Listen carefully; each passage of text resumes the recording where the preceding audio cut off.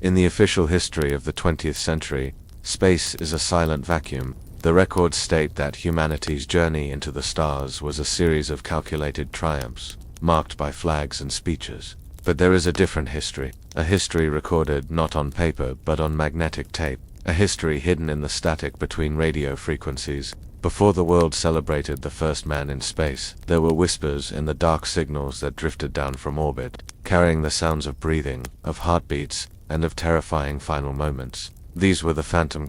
They were erased from the newspaper. They were scrubbed from the government manifests. Their names were dissolved into the Cold War fog. But sound never truly disappears. It just travels, waiting for someone to listen. The file regarding these lost souls was stamped, never opened. Yet we begin tonight. The only sound here is the quiet, rhythmic hum of the server room cooling fans. The air is filtered, dry, and cold, kept at a precise temperature to preserve the decaying media stored within these steel walls. We are opening a digital drawer labeled Torbert, 1961.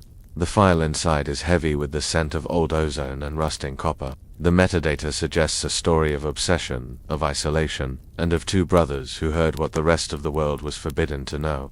Let us drift back, away from the digital light of the present, and into the analog grain of northern Italy. The year is 1961. The location is the outskirts of Turin, nestled in the shadow of the Alps. It is not the Italy of sun-drenched plazas and coffee. It is the Italy of post-war industry, of concrete, of grey skies, and of quiet mechanical innovation. Here, far from the prying eyes of the CIA or the KGB, stood a structure that looked out of place against the rolling hills. It was known as Torbert. To the casual observer, passing by on the rural road, it might have looked like a bizarre art project or a derelict military outpost. But it was neither. It was a listening post. The structure was built from scavenging. It was a testament to human curiosity. In a time when the great superpowers of the world, the United States and the Soviet Union, were spending billions of dollars to conquer the emptiness of space, two young Italian brothers were doing the impossible with scrap metal. Achille and Giovanni. They were not generals. They were not government scientists. They were amateur radio operators, driven by a singular, consuming question. What is happening in the silence above our heads? Imagine the scene. It is a cold November evening. The wind comes down from the mountains, rattling the corrugated iron roof of the bunker they had constructed. Inside, the atmosphere is claustrophobic, illuminated only by the amber glow of vacuum tubes and the green pulse of oscilloscopes. The room smells of solder, stale coffee, and heated electronics. The brothers had repurposed a surplus German bunker from the Second World War.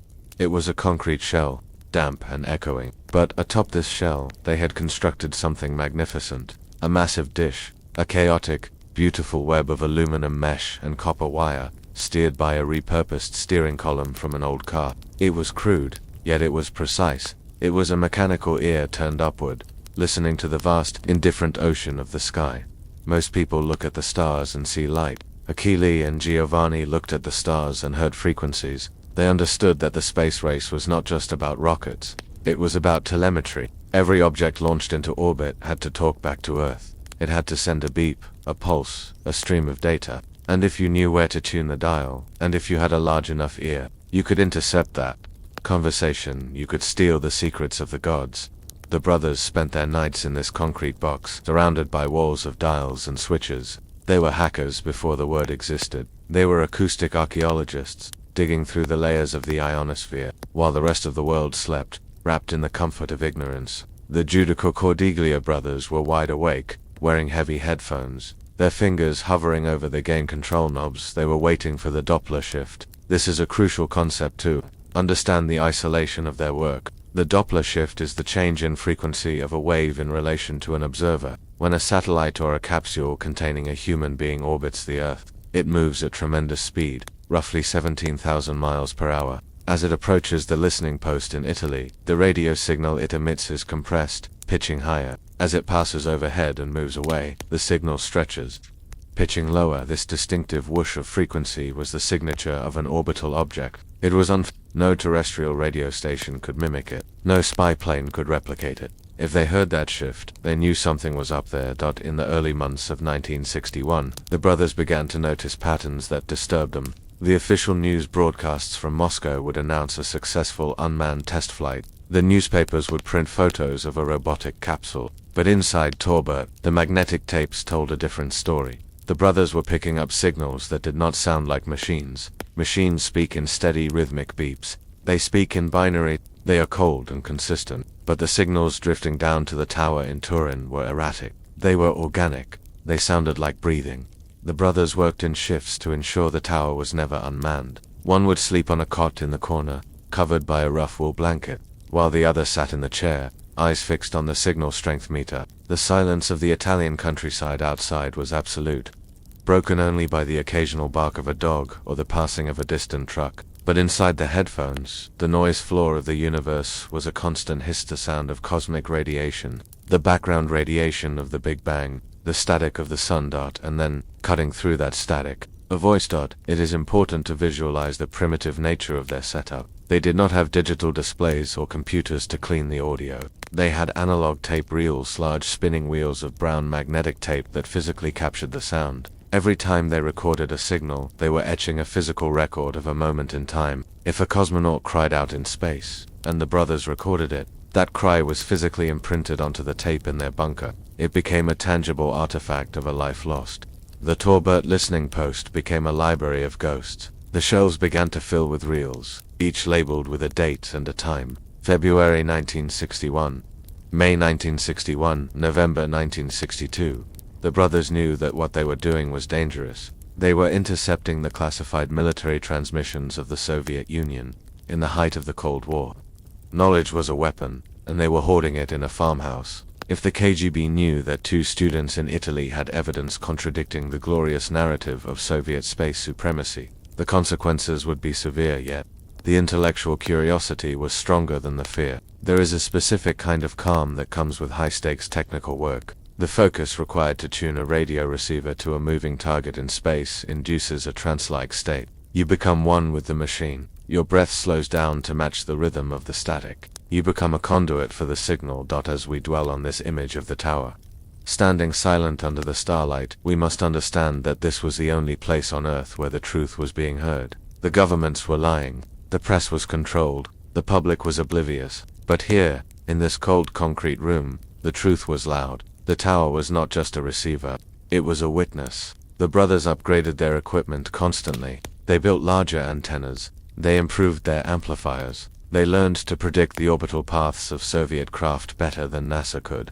They created a map of the sky, a schedule of when the phantom signals would appear. They were mapping a graveyard in the heavens. It is said that space is the loneliest place in existence. But there is a shared loneliness in the act of listening. The cosmonaut drifting in the void, terrified and alone, and the 2 brothers, thousands of miles below, huddled in the dark, unable to help, unable to speak back, only able to witness. The connection between the dying explorer and the listening student was a thin, invisible thread of radio waves, stretching across the infinite black. This was the reality of the amateur radio tower. It was a lighthouse that shone no light, only catching the shadows of those who passed in the night. There are numbers in this world that are dangerous to know. We usually think of secrets as words, names, locations, dates, but in the world of espionage and orbital mechanics, a secret is often just a number, a frequency, a specific vibration on the electromagnetic spectrum that does not exist on any public registry. In 1961,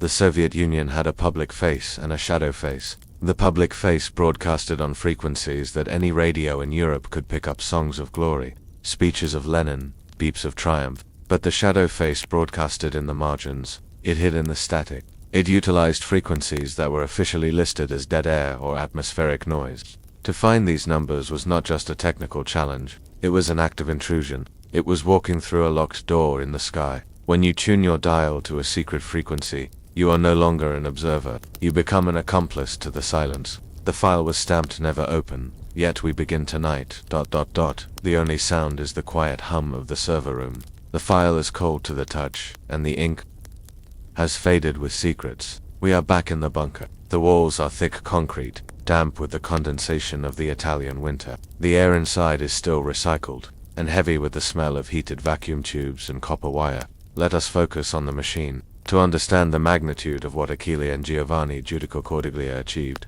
we must understand the instrument of their discovery. It was not a sleek, digital device. It was a monster of analog engineering, Dominating the center of their cramped workspace was a rack of receivers. The primary unit was a modified Hallicrafter's SX-28, a legendary piece of American radio hardware. It was a heavy steel-encased box, painted a dark, industrial gray. Its face was cluttered with black bakelite knobs and a glowing amber frequency dial that looked like the speedometer of a ghost ship. Inside, 19 vacuum tubes glowed with a soft, orange warmth, amplifying the faintest whispers from the ionosphere. But a receiver is only as good as its ears, and the ears of Torbert were unique.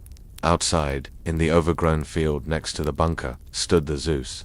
This was the name the brothers gave to their antenna. It was a marvel of improvisation. Most people visualize a radio antenna as a simple metal stick. The Zeus was a geometric web. It was a collapsible helical array, constructed from aluminum tubing scavenged from a scrapyard and mesh taken from a discarded bed frame. It looked fragile, shivering in the wind coming off the Alps, but it was calibrated with mathematical perfection. Achille had calculated the dimensions to capture the specific wavelengths used by Soviet telemetry. He had hand-wound the copper induction coils, counting every turn of the wire to ensure the inductance was precise. One turn to many, or one turn to few, and the antenna would be deaf to the signals from space. It was a labor of patience. It was a meditation in metal. The connection between the antenna outside and the receiver inside was a thick black coaxial cable that snaked through a hole drilled in the concrete wall. This cable was the umbilical cord connecting the brothers to the cosmos. The process of interception was not passive.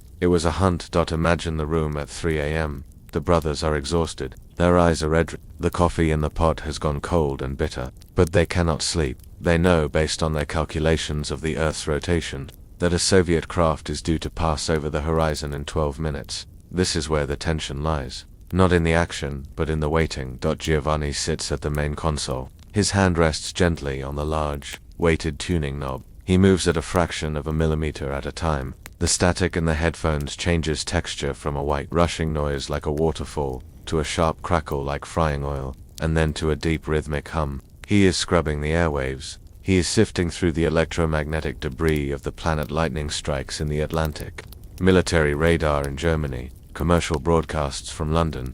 He has to filter all of it out. He has to find the needle in the haystack, while the haystack is on fire. The frequency they were hunting was not the standard 20.005 MHz. That was the show frequency, the one the Soviets used when they wanted the world to hear them. The brothers were looking for the sidebands, the backup channels, the frequencies used for biomedical telemetry. Biomedical telemetry is the data of life. It is the transmission of a heartbeat, a respiration rate, a blood pressure reading. It does not sound like a voice. It sounds like a rhythmic chirping, a persistent, biological pulse converted into electricity. To finding this signal meant finding a human being.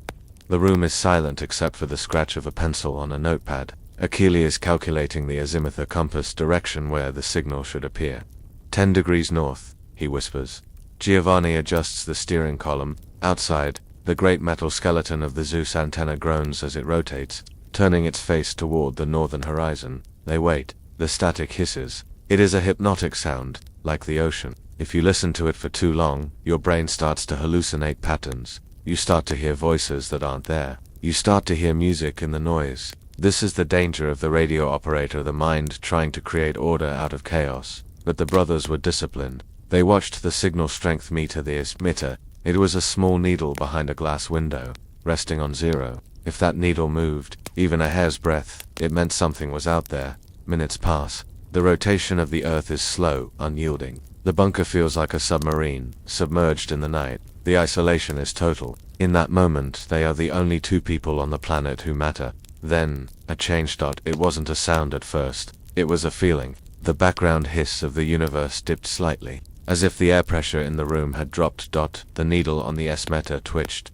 It rose from 0 to 1, then 2, 3. Giovanni held his breath. He pressed the headphones tighter against his ears, closing his eyes to focus purely on the auditory input. There. Faint, ghostly, buried under layers of atmospheric interference. A rhythmic pulsing. Thump, thump, thump, thump. It was drifting. The pitch was high, piercing, like a distant whistle, but it was sliding down the scale as the source moved across the sky. The Doppler shift, the undeniable signature of orbit. They had caught it, but this was not the crisp, clear signal of a propaganda broadcast. This signal was weak. It was fluttering, as if the transmitter was damaged, or spinning out of control. It was transmitting on a frequency that was not listed in any international registry. It was a frequency that officially did not exist. D'Achille reached for the reel-to-reel tape recorder. It was a Geloso G255, a sturdy Italian machine. He pressed the heavy plastic buttons, record and play simultaneously. The spools began to spin.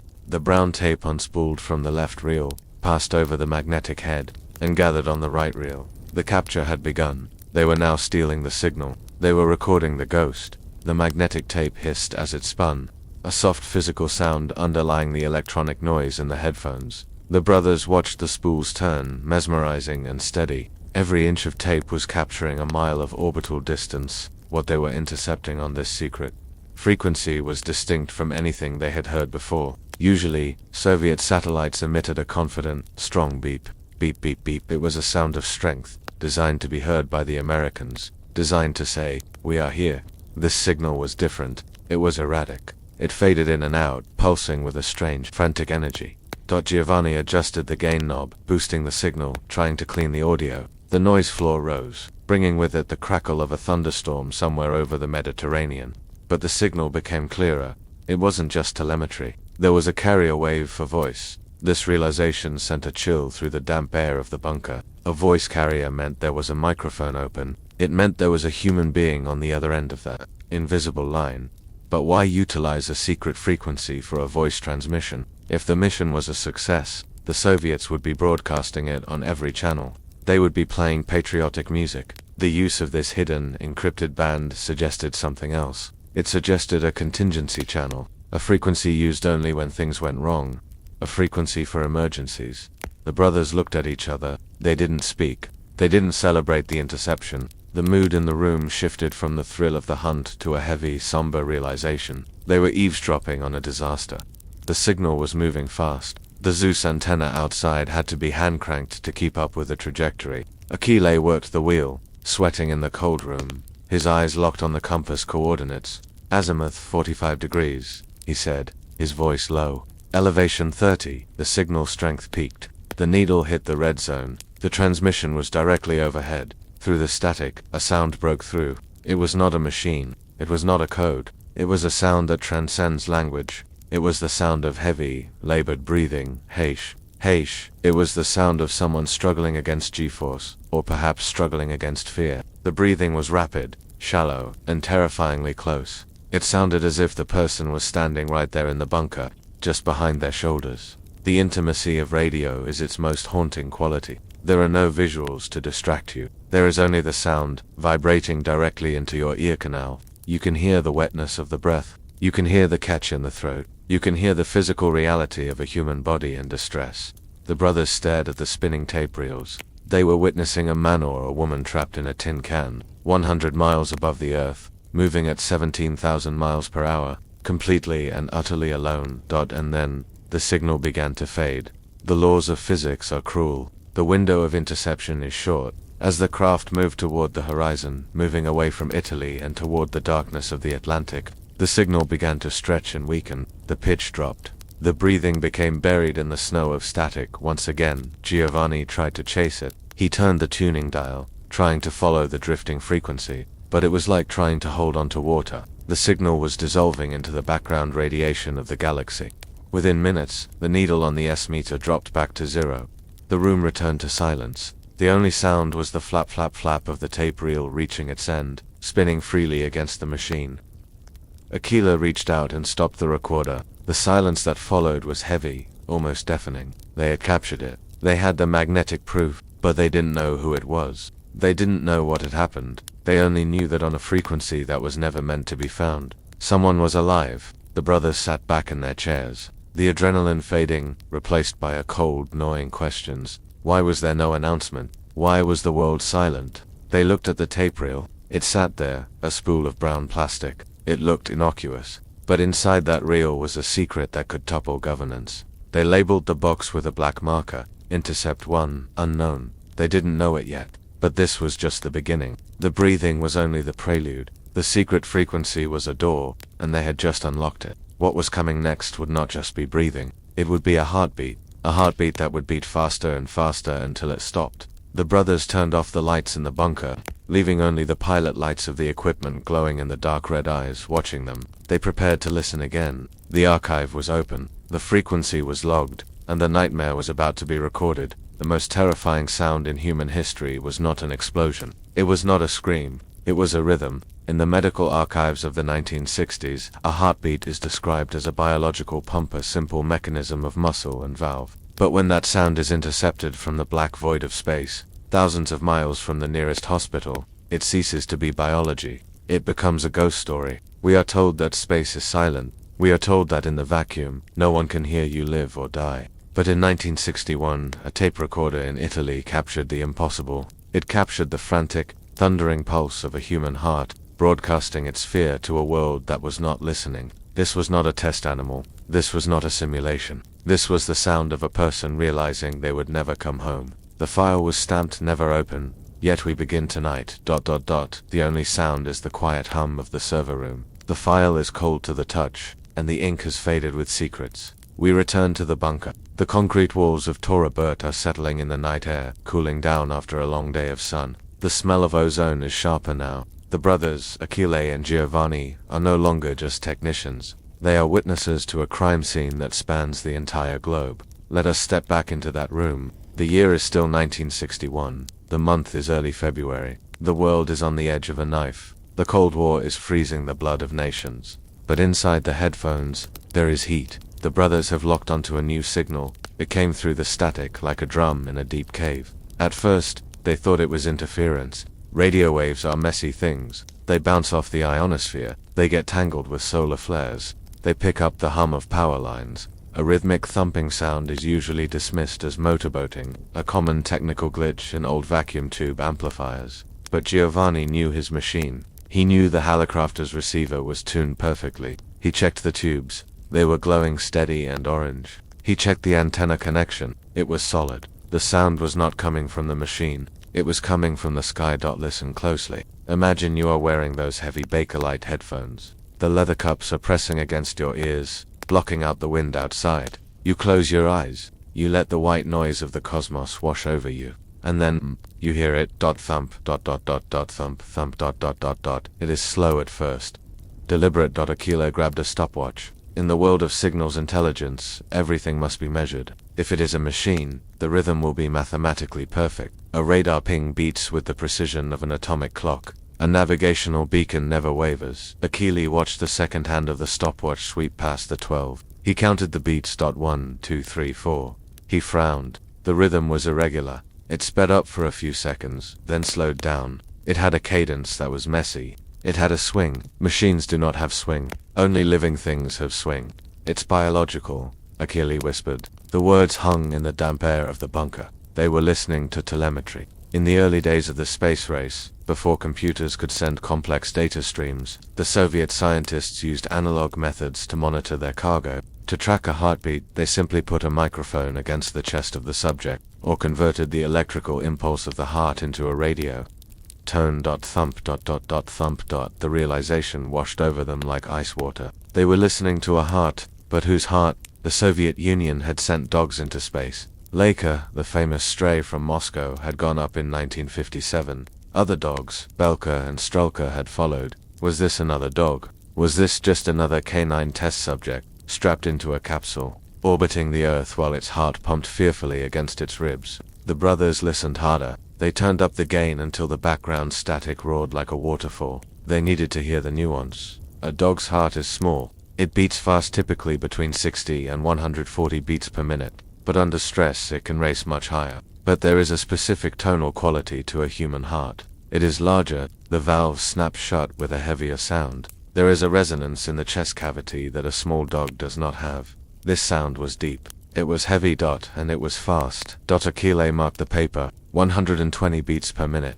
That is a fast resting heart rate. That is the heart rate of someone who is sitting still, but who is terrified. That is the heart rate of a human being who is looking out a porthole and seeing the curvature of the Earth for the first time, knowing that the metal walls around them are the only thing separating them from instant death.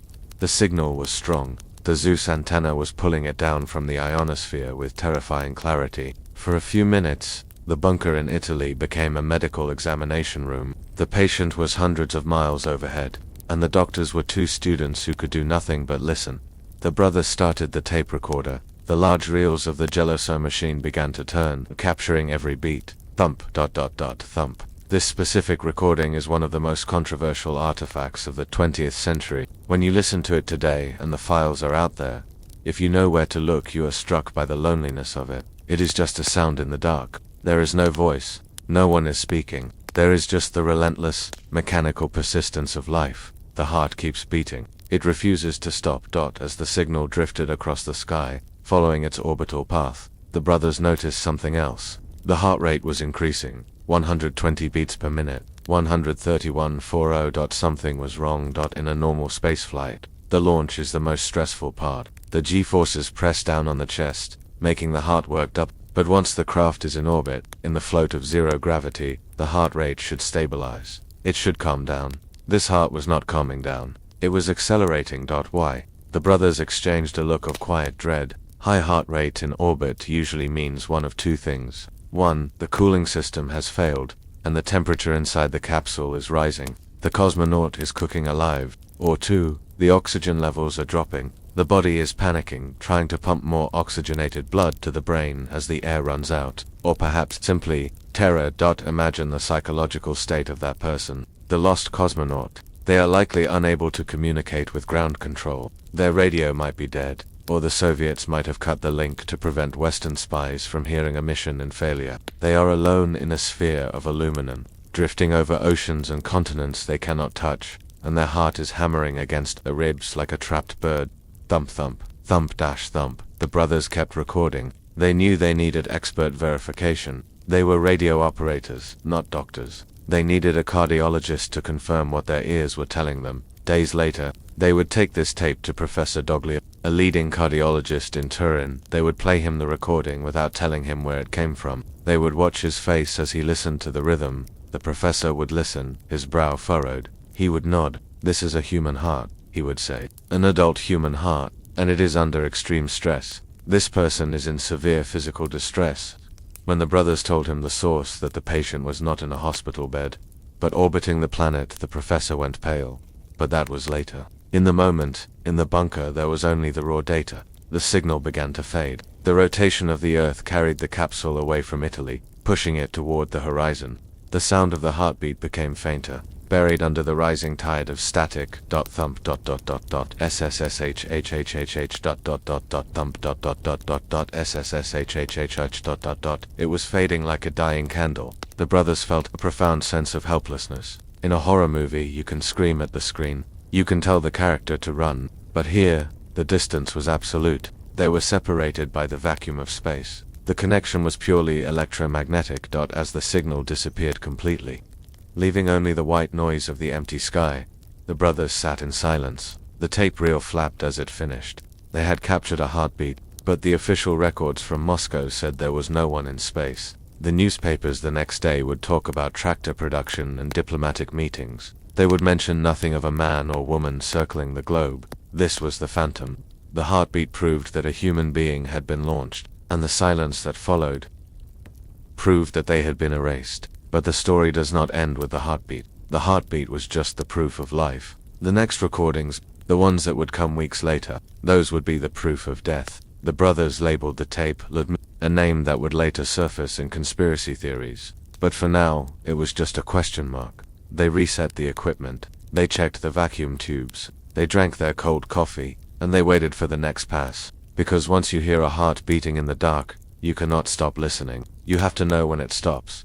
The concept of the unknown is what keeps us awake. If we knew the name of the person whose heart was on that tape, it would be a tragedy. But because we do not know, it is a mystery. And mysteries do not let us sleep. We must analyze the technology of the cover-up. How is it possible to hide a human in space? In 1961, the sky was not as crowded as it is today. There were no commercial satellite networks. There was no International Space Station. There were only a handful of objects up there. The North American Air Defense Command NORAD was tracking everything, but their data was classified. The Soviets were tracking everything, but their data was state secrets. The Judica-Cordiglia brothers were the loophole. They were the glitch in the matrix of the Cold War. After recording the heartbeat, they began to analyze the trajectory. Based on the Doppler shift and the time of the pass, they calculated the orbit. It was a polar orbit, meaning the craft was flying over the north and south poles, allowing it to scan the entire Earth as the planet rotated beneath it. This was a reconnaissance orbit. This added a new layer of darkness to the story. Was this cosmonaut not just an explorer, but a spy? Was this a military mission gone wrong? The brothers began to map the passes. They expected the signal to return every 90 minutes. That is the time it takes to circle the Earth. 90 minutes passed. They listened. Silence. Another 90 minutes. Silence. The heartbeat did not return. There are three possibilities for why the signal vanished, and each one is more terrifying than the last. Possibility 1. The craft landed somewhere in the vast steppes of Kazakhstan or the snowy forests of Siberia. The capsule came down. The cosmonaut crawled out, alive, and was whisked away by secret police, sworn to silence because the mission was a failure in some technical aspect. Possibility 2. The transmitter failed, the batteries died, or the heat of the electronics melted the circuits. The cosmonaut was still up there, still alive, circling the Earth in a metal coffin, screaming into a dead microphone. Possibility 3. The orbit decayed. The angle of re-entry was wrong. Instead of skipping off the atmosphere, the craft burned up, or worse, it skipped off the atmosphere like a stone on a pond, and was sent hurtling out into deep space, drifting forever. The brothers stared at their map. They drew lines where the craft should have been. The empty space on the paper represented a missing human being. This is the nature of the archived chill. It is the evidence of absence. The heartbeat was there, loud and undeniable, and then it was gone. It is important to understand the era. The Soviets were obsessed with perfection. Yuri Gagarin, who would officially become the first man in space months later, was the picture of perfection. He was handsome, smiling, and his flight went flawlessly. But progress is rarely flawless. Progress is built on a pile of failures. In the race to the stars, failure means death. The heartbeat tape suggests that Gagarin was not the first. He was just the first to survive. He was the first to be publicly acknowledged. The ones before him, the ones whose hearts beat in the static of the Judica-Cordiglia tapes, were the rough drafts of history. They were the experiments that didn't make the final edit. The brothers stored the heartbeat tape in a safe place. They knew its value. They knew that if the KGB agents who operated in Italy found out about it, Torbert could be burned to the ground. Paranoia became their third brother. Every car that slowed down on the road outside the bunker made them freeze. Every click on their home telephone line made them suspect a wiretap. They were holding the smoking gun of the space race, but they didn't stop. They couldn't stop, because the heartbeat was just a biological signal. They were waiting for a voice. They wanted words. They wanted a message. And as the weeks went by, the static began to change again. The atmosphere shifted. The spring of 1961 was approaching. The world was looking up, waiting for a hero. But the brothers were looking down at their dials, waiting for a ghost.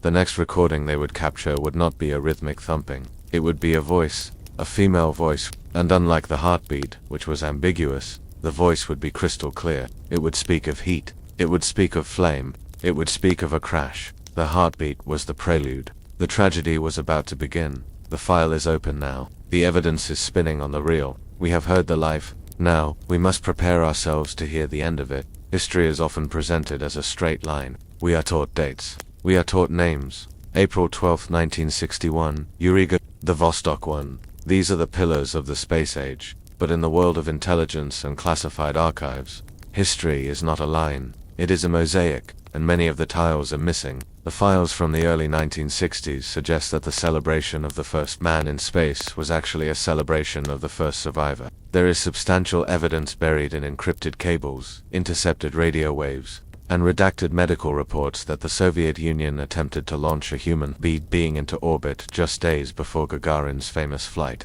This mission does not exist in textbooks. It does not exist in museums. It exists only in the anomalies found in the tracking data. It was a launch that went up but did not come down, or at least, not in the way it was intended. The file was stamped never open, yet we begin tonight, ... The only sound is the quiet hum of the server room. The file is cold to the touch, and the ink has faded with secrets. We are examining a timeline that has been fractured. We are looking at the days between April 1st and April 11th, 1961.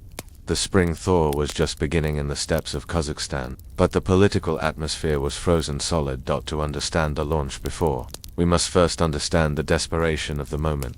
The year 1961 was not a time of scientific curiosity. It was a time of existential panic. The Soviet Union and the United States were not just racing to the moon, they were racing to prove which ideology was superior. The Kremlin knew that the Americans were close. They knew that NASA was preparing to launch Alan Shepard on a Mercury Redstone rocket in May. The deadline was absolute. The Soviets had to be first. This pressure created an environment where safety was secondary to speed. In the secret city of Baikonur, codenamed Turatom by the CIA, engineers were working 20-hour shifts. The air smelled of rocket fuel and stale tobacco. The sprawling cosmodrome was a hive of frantic activity, hidden from the world by a curtain of iron and silence. But silence is difficult to maintain.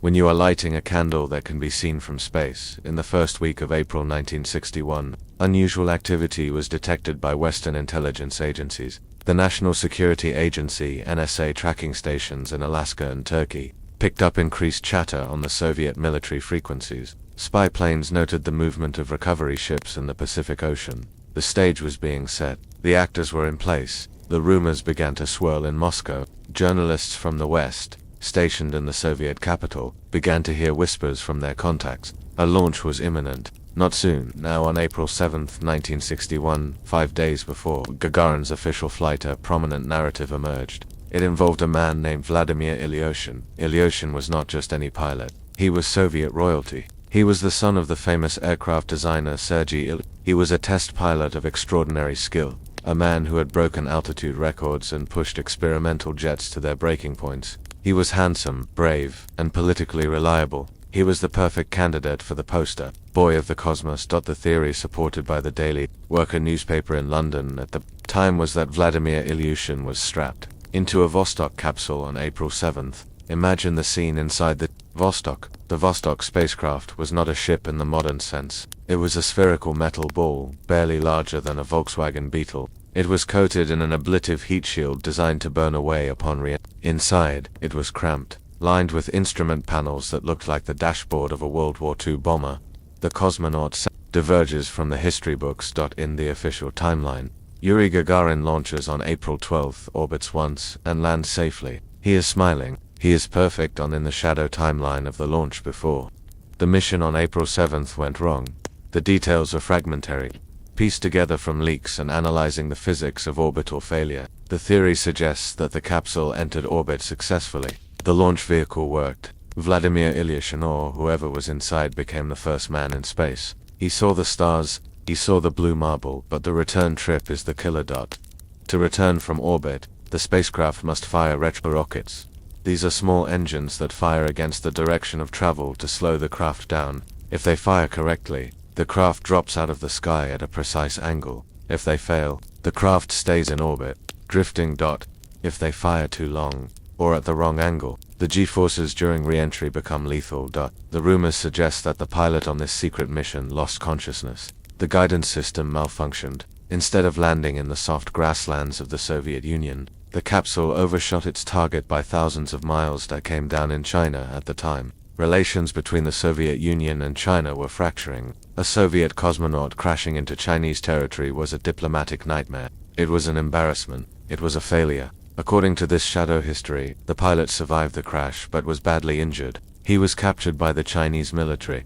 The Soviet Union, terrified of losing the propaganda war, made a cold calculation. They could not announce a failure. They could not announce that their first spaceman was a prisoner in a Chinese hospital. It would ruin the image of Soviet technological supremacy. So, they hit the delete button. They scrubbed the mission. They claimed it never happened. They went to the backup pilota, young charming man named Yuri Gagarin. They prepped him for a new launch on April 12th, and when Gagarin succeeded, they poured all the glory onto him. The man who launched before him, the broken pilot in the Chinese hospital, became a ghost. This theory explains the Vladimir Ilyushin rumors that persisted for decades. It explains why Ilyushin suddenly disappeared from public life for a year, later reappearing with physical scars that were explained away as a car accident. A car accident, the most convenient excuse in espionage history. But there is darker evidence than just a crashed pilot. The Judica-Cordiglia brothers intercepted something far more disturbing than a crash.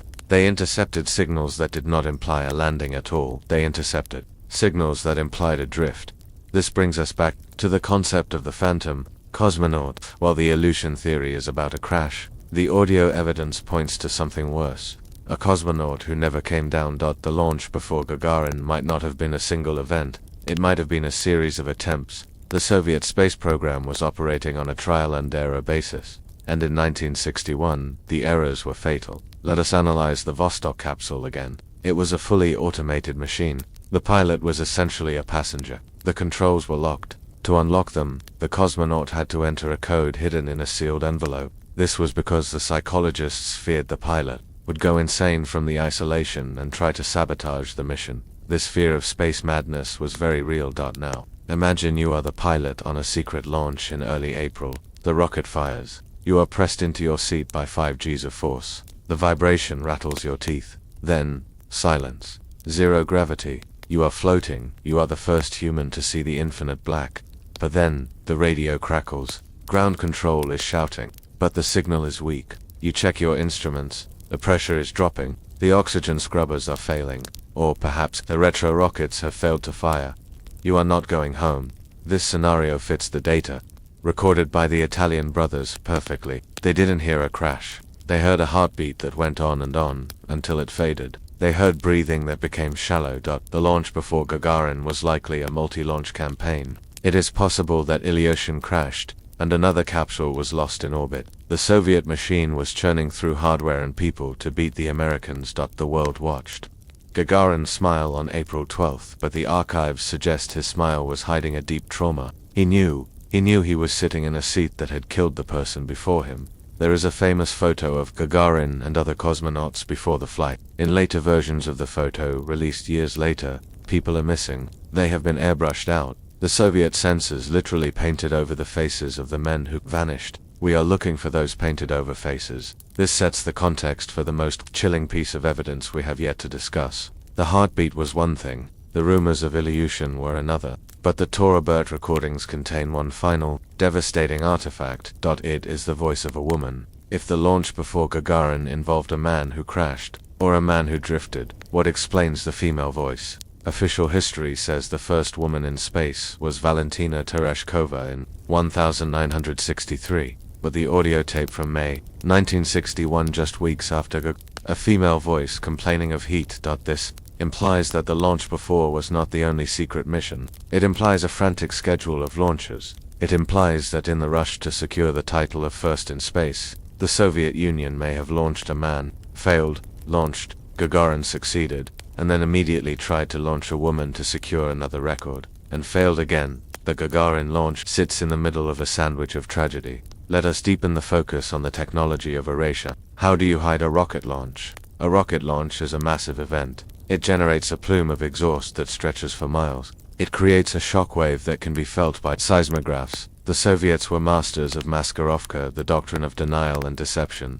When they launched a secret mission, they didn't just hide the rocket, they created a fake reality. They would often launch an unmanned test satellite at the same time to mask the radio signature of the manned capsule. If the manned mission failed, they would simply point to the unmanned satellite and say, "Look, a successful test of robotic equipment."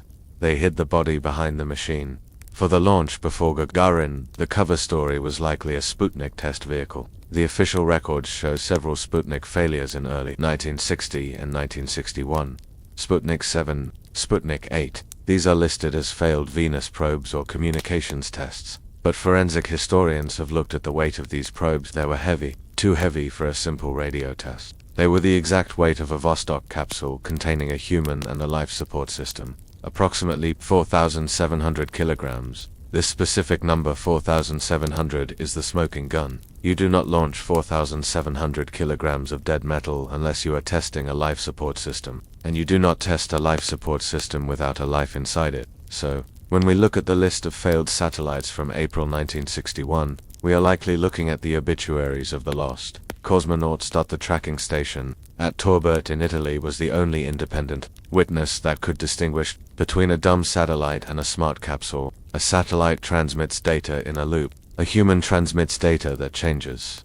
On the days preceding Gagarin's flight, the brothers noted a shift in the Soviet transmission protocols. The Soviets switched to a new type of encryption for their voice channels. Why change the encryption if you are only launching a dummy? You only change the locks if you are hiding something valuable inside. The launch before Gagarin also explains the strange behavior of the Soviet press. On April 11th, the day before Gagarin launched, rumors were so intense that reporters were camping out at the TASS news agency in Moscow, expecting an announcement. They had been tipped off. Where did the tip come from? It likely came from the previous launch, the one that failed. The Soviet propaganda machine had prepared the announcement, expecting success. When the mission failed, crashed, or drifted, they had to hastily pull the press release. But the whisper had already escaped. The journalists were waiting for a hero. The Soviets had to give them one, so they accelerated Gagarin's flight. Gagarin's flight was incredibly risky. The Vostok capsule had a 50% failure rate in unmanned tests.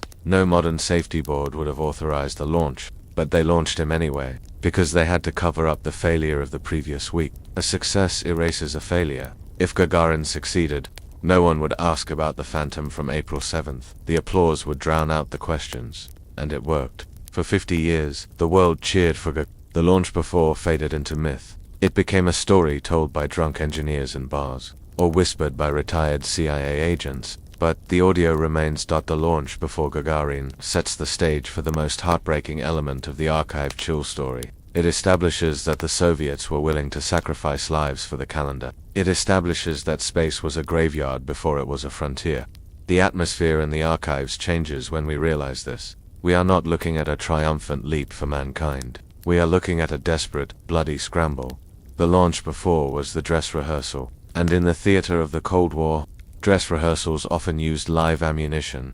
The anomaly of April 1961 is not just a missing date, it is a missing soul. As we prepare to listen to the final, and most terrifying, recording in this series, the voice of the woman seeing flames, we must remember that she was flying in a machine built on these secrets. She was strapping herself into a Vostok that was identical to the one that had failed weeks earlier.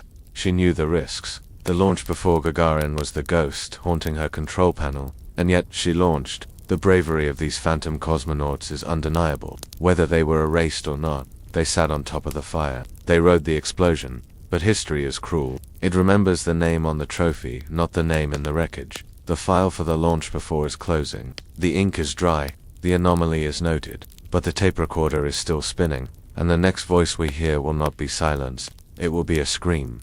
There are words that should never be spoken by a human being. Words that signify a situation so desperate, so final, that the mind recoils from imagining it. In the archives of aviation, pilots have a specific vocabulary for disaster. Mayday, stall, pull up. But in the archives of space exploration, the vocabulary of death is different. It is about isolation, and it is about heat. In May 1961, a transmission was intercepted that changed the way historians look at the space race.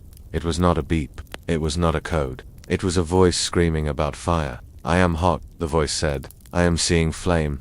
These words were not spoken in a simulation. They were spoken by a woman who was falling from the sky, burning alive in a metal capsule that had become a meteor. The official records say she never existed. The official records say she was erased. But the magnetic tape remembers the fire. The file was stamped never open, yet we begin tonight. The only sound is the quiet hum of the server room. The file is cold to the touch, and the ink has faded with secrets. We return to the Torbert listening post for the final, and most harrowing, chapter of this archive. The air in the bunker is heavy. The shadows seem longer. We are about to listen to a ghost. Let us set the timeline. It is late May, 1961. Yuri Gagarin has already made history. The world has celebrated. The parades in Red Square are over. The confetti has been swept away. The Soviet Union is riding high on a wave of technological invincibility. They have proven that a man can go to space and return safely. But the machine of the Cold War does not stop for celebrations. The pressure to maintain the lead is crushing. The Kremlin wants more. They want another first. They want a multi-day flight. They want a woman in space, and so the rockets continue to launch from the Baikonur Cosmodrome. Achilea and Giovanni Judica-Cordiglia are back at their station. They are tired. The excitement of the previous months has turned into a grim routine. They know the patterns now. They know the frequencies. They know that when the Soviet news agency TASS goes silent, something is happening in the sky. On this particular night, the static on the radio bands is thick. A solar storm is messing with the ionosphere, creating waves of distortion. But cutting through the noise, like a knife, is a voice. This time, the brothers do not need to check the azimuth to know they have found something anomalous. The anomaly is in the tone that it is a woman's voice. This detail alone is enough to freeze the blood of any historian. Valentina Tereshkova, officially the first woman in space, would not launch until June 16, 1963, 2 full years later. So, who is speaking in May 1961? The voice is speaking Russian, but you do not need to speak Russian to understand the cadence of panic. The brothers hit record. The heavy reels of the Geloso recorder begin to spin, capturing the nightmare. Let us analyze the technical environment of the transmission. The signal is drifting. The Doppler shift tells the brothers that the craft is in its final orbits. It is getting ready to come home. Re-entry is the most dangerous phase of To leave orbit, the capsule must slam into the Earth's atmosphere at 17,500 miles per hour. The friction between the air molecules and the metal skin of the ship creates a plasma sheath, a bubble of superheated gas that burns at 3,000 degrees Fahrenheit. Inside the capsule, the temperature should be controlled. The heat shield is designed to ablate to burn away slowly, carrying the heat with it. But on this recording, the heat shield is failing. The woman is not just reporting telemetry, she is reporting her own death. Translation of the audio reveals a conversation that is fragmented, terrified, and heartbreaking. She is trying to reach ground control. She is calling out to a mission control center that is likely listening in stunned silence, unable to help. Listen, listen, come in, talk to me. Her voice is high-pitched. The stress is constricting her vocal cords. I am hot, I am hot, what, 45, what, She is reading out temperatures. But is she reading the cabin temperature, or the oxygen levels? Or perhaps she is hallucinating from the heat stroke. Yes, yes. I am hot, I am hot. I will enter. The brothers in Italy sit paralyzed. The signal is strong, suggesting the craft is passing directly over Europe. This means the re-entry corridor is wrong. If she is re-entering over Europe, she will not land in the Soviet Union. She will burn up in the atmosphere, or crash into the ocean. The navigation system has failed. Then the voice changes. It becomes more desperate. The professional demeanor of the cosmonaut cracks. The human being underneath breaks through. I am seeing flame. I am seeing flame. Imagine looking out of a small, thick glass porthole. Outside, the world is not black anymore. It is bright orange. It is a violent, swirling tunnel of fire. The plasma is licking at the glass. The metal walls of the ship are glowing cherry red. I am seeing flame. I am seeing flame. She repeats it. It is a cry of disbelief. The capsule is turning into an oven. The transmission is filled with crackles, not just static, but the sound of the ionization blackout beginning. When a ship enters the atmosphere, the plasma blocks radio waves. Usually, this causes a few minutes of silence known as the blackout. But because her heat shield is failing, the ionization is erratic. The signal is punching through the holes in the plasma. We are hearing the moments inside the blackout. Am I going to crash? Yes. I am hot. The recording is difficult to listen to. It is the sound of a person realizing that there is no escape. There is no ejection seat that can save you at this speed. There is no parachute that can open in a firestorm. 30-2 30-2 40-1 She is counting something, perhaps seconds, perhaps respirations, or perhaps she is delirious, reciting numbers from a checklist that no longer matters. The Judica-Cordiglia brothers stare at the tape. They are witnessing a private apocalypse. I am hot. I am hot. And then, the final sequence. The signal begins to distort heavily. The heat is destroying the transmitter. The antenna on the skin of the capsule is melting. The world never know. Some translators interpret the final garbled sounds as the world will never know. Others hear it as a cry for her mother. The audio is messy. It is buried in the roar of the atmosphere. And then, silence. Absolute, crushing silence. The signal drops off the cliff. The needle on the S-meter falls to 0. The tape hisses. The brothers wait. They wait for the parachute beacon, the distinct beep beep beep. That signals a successful deployment of the chute. They wait 1 minute, 2 minutes, 10 minutes. No beacon. The craft has disintegrated. The woman who was speaking just seconds ago has been atomized in the upper atmosphere. Her capsule, her body, and her secrets have been scattered as dust across the sky. This recording is the Ludmilla tape. Ludmilla is the name given to her by researchers, though her real name remains a state secret. Was she Ludmilla?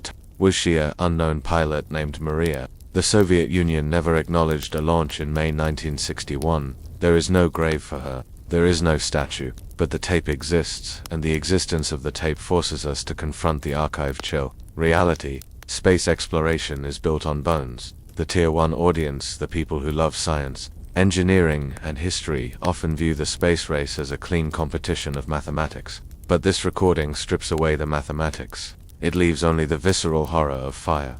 The Judica-Cordiglia brothers released this audio to the press years later. The Soviet Union denied it, calling it a forgery. They claimed the brothers were frauds, that the Russian accent was wrong, but the terminology was incorrect. But forensic audio experts have analyzed the tape in the modern era. They have looked at the background noise. They have looked at the Doppler shift. The shift is real. The signal came from orbit.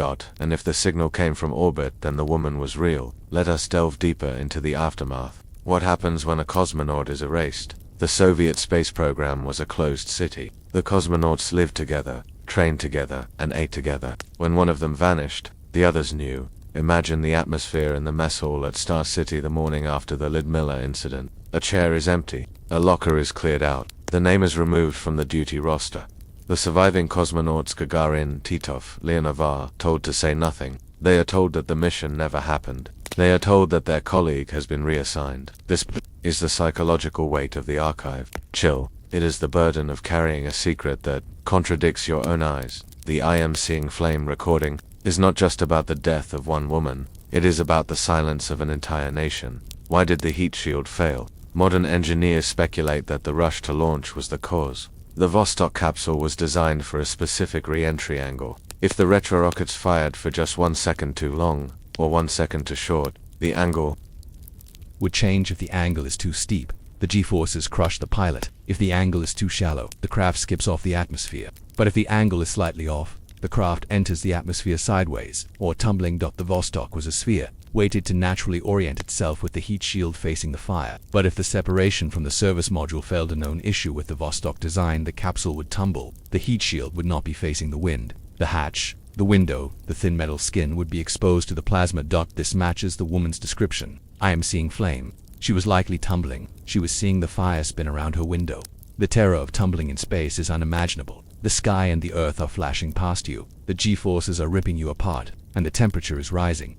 The brothers in Italy were the only ones who attended her funeral. It was a funeral of magnetic tape and silence. They archived the recording. They placed it next to the heartbeat, next to the SOS signals. They realized that they were building a cemetery in their library. Years later, after the fall of the Soviet Union, files began to open. We learned about the death of Vladimir Komarov in 1967, who cursed his designers as he fell to earth in a failing Soyuz. We learned about the Netherlands catastrophe, where a rocket exploded on the pad, killing hundreds. But the file on the woman in May 1961 remains thin. It remains elusive. Some skeptics say the recording is a fake because a woman wouldn't be sent alone on such a complex mission so early. But the Soviets were obsessed with firsts. Sending a woman before the Americans sent a man into orbit. John Glenn wouldn't fly until 1962 would have been the ultimate propaganda victory. The risk was high. The reward was high. The cost was paid in fire. As you listen to the reenactments of this audio today, remember the context. This was before digital communication. This was before the internet. The only link between that woman and the earth was a radio wave. When that wave broke, she was gone.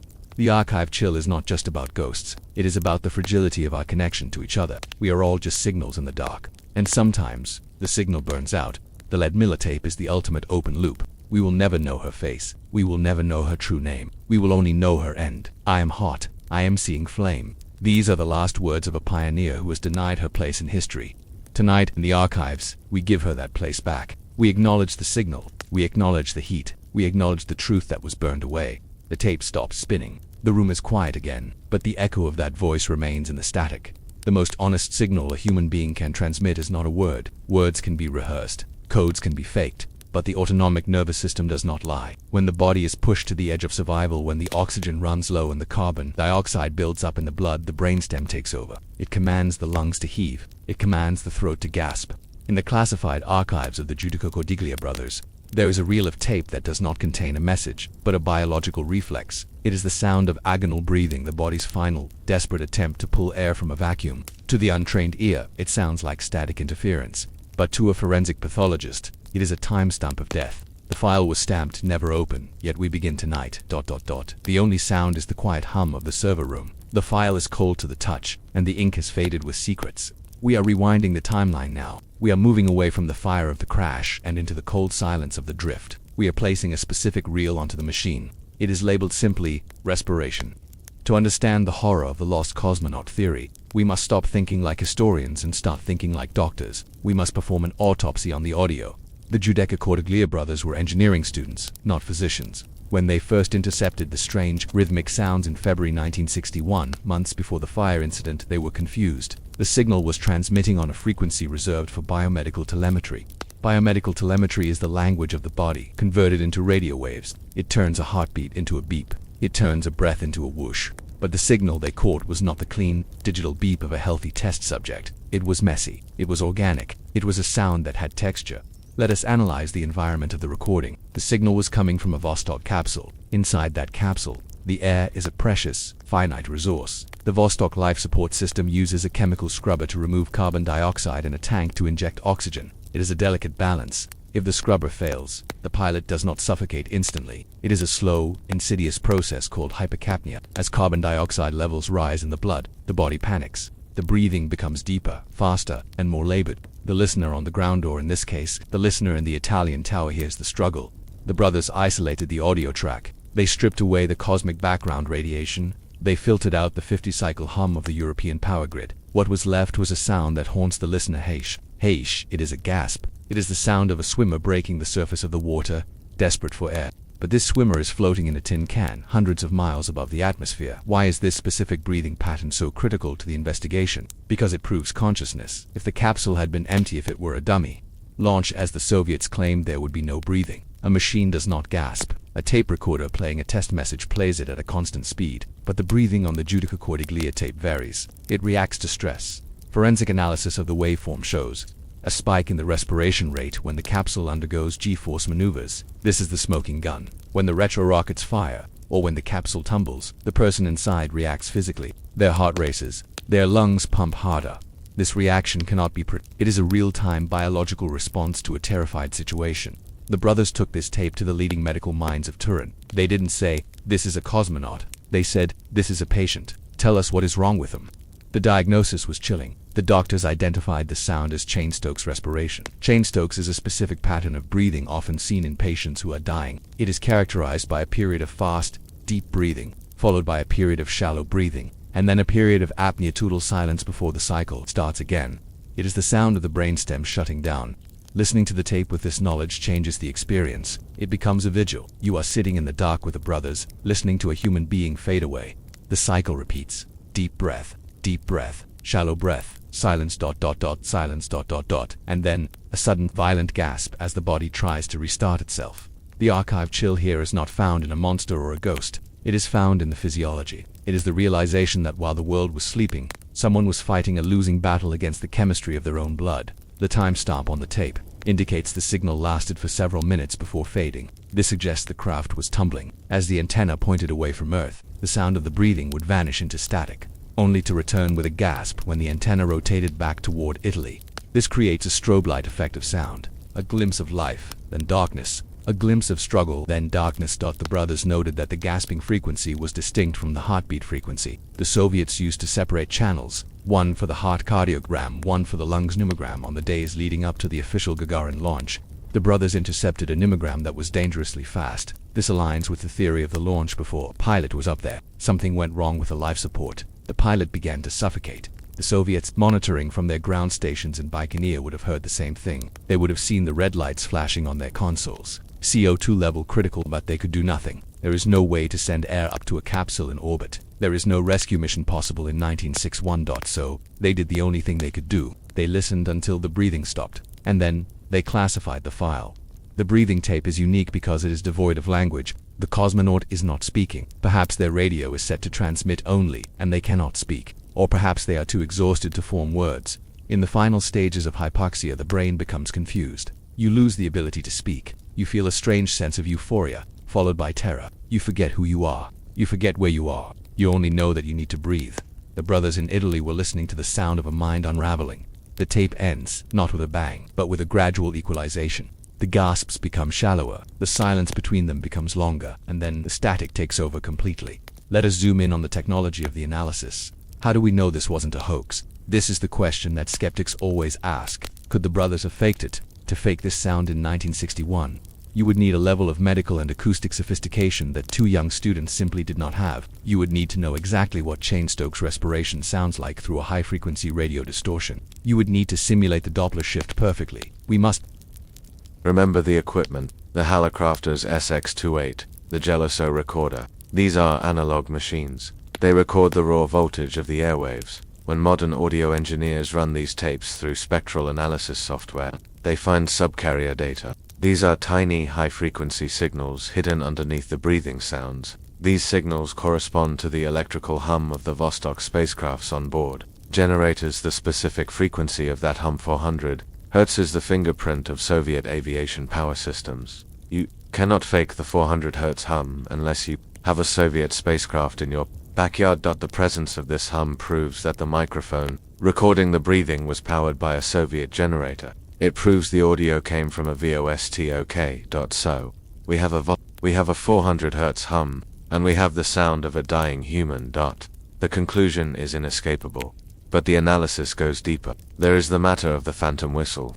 On some of the breathing tapes, there is a faint, high-pitched whistling sound in the background. For years, this was a mystery. Was it wind? Was it interference? Recent analysis suggests a darker answer. The Vostok capsule had a pressure relief valve. If the internal pressure became too high, the valve would open to vent air into space. But if the valve malfunctioned and stuck open, the air would leak out continuously. The whistling sound on the tape is the sound of the atmosphere escaping. It is the sound of the life leaving the ship. This explains the breathing patterns perfectly. As the air hissed out into the vacuum, the pressure dropped. The pilot was being subjected to explosive decompression in slow motion. The air in their lungs was being sucked out. The gasps were the body fighting against the vacuum of space. This transforms the breathing tape from a medical record into a crime scene recording. The whistle is the weapon. The gasp is the wound. The brothers didn't know about the valve. They didn't know about the 400 Hz hum. They just recorded what they heard. Their ignorance of these technical details is actually proof of their authenticity. If they were faking it, they wouldn't have included details they didn't understand. The archive chill settles in when you realize how many of these tapes might exist. The Judica-Cordiglia brothers only caught the signals when the craft was over Europe. That is a window of maybe 10 or 15 minutes per orbit. What happened when the craft was over the Pacific Ocean, or over America? The NSA surely has these tapes. The CIA surely has them.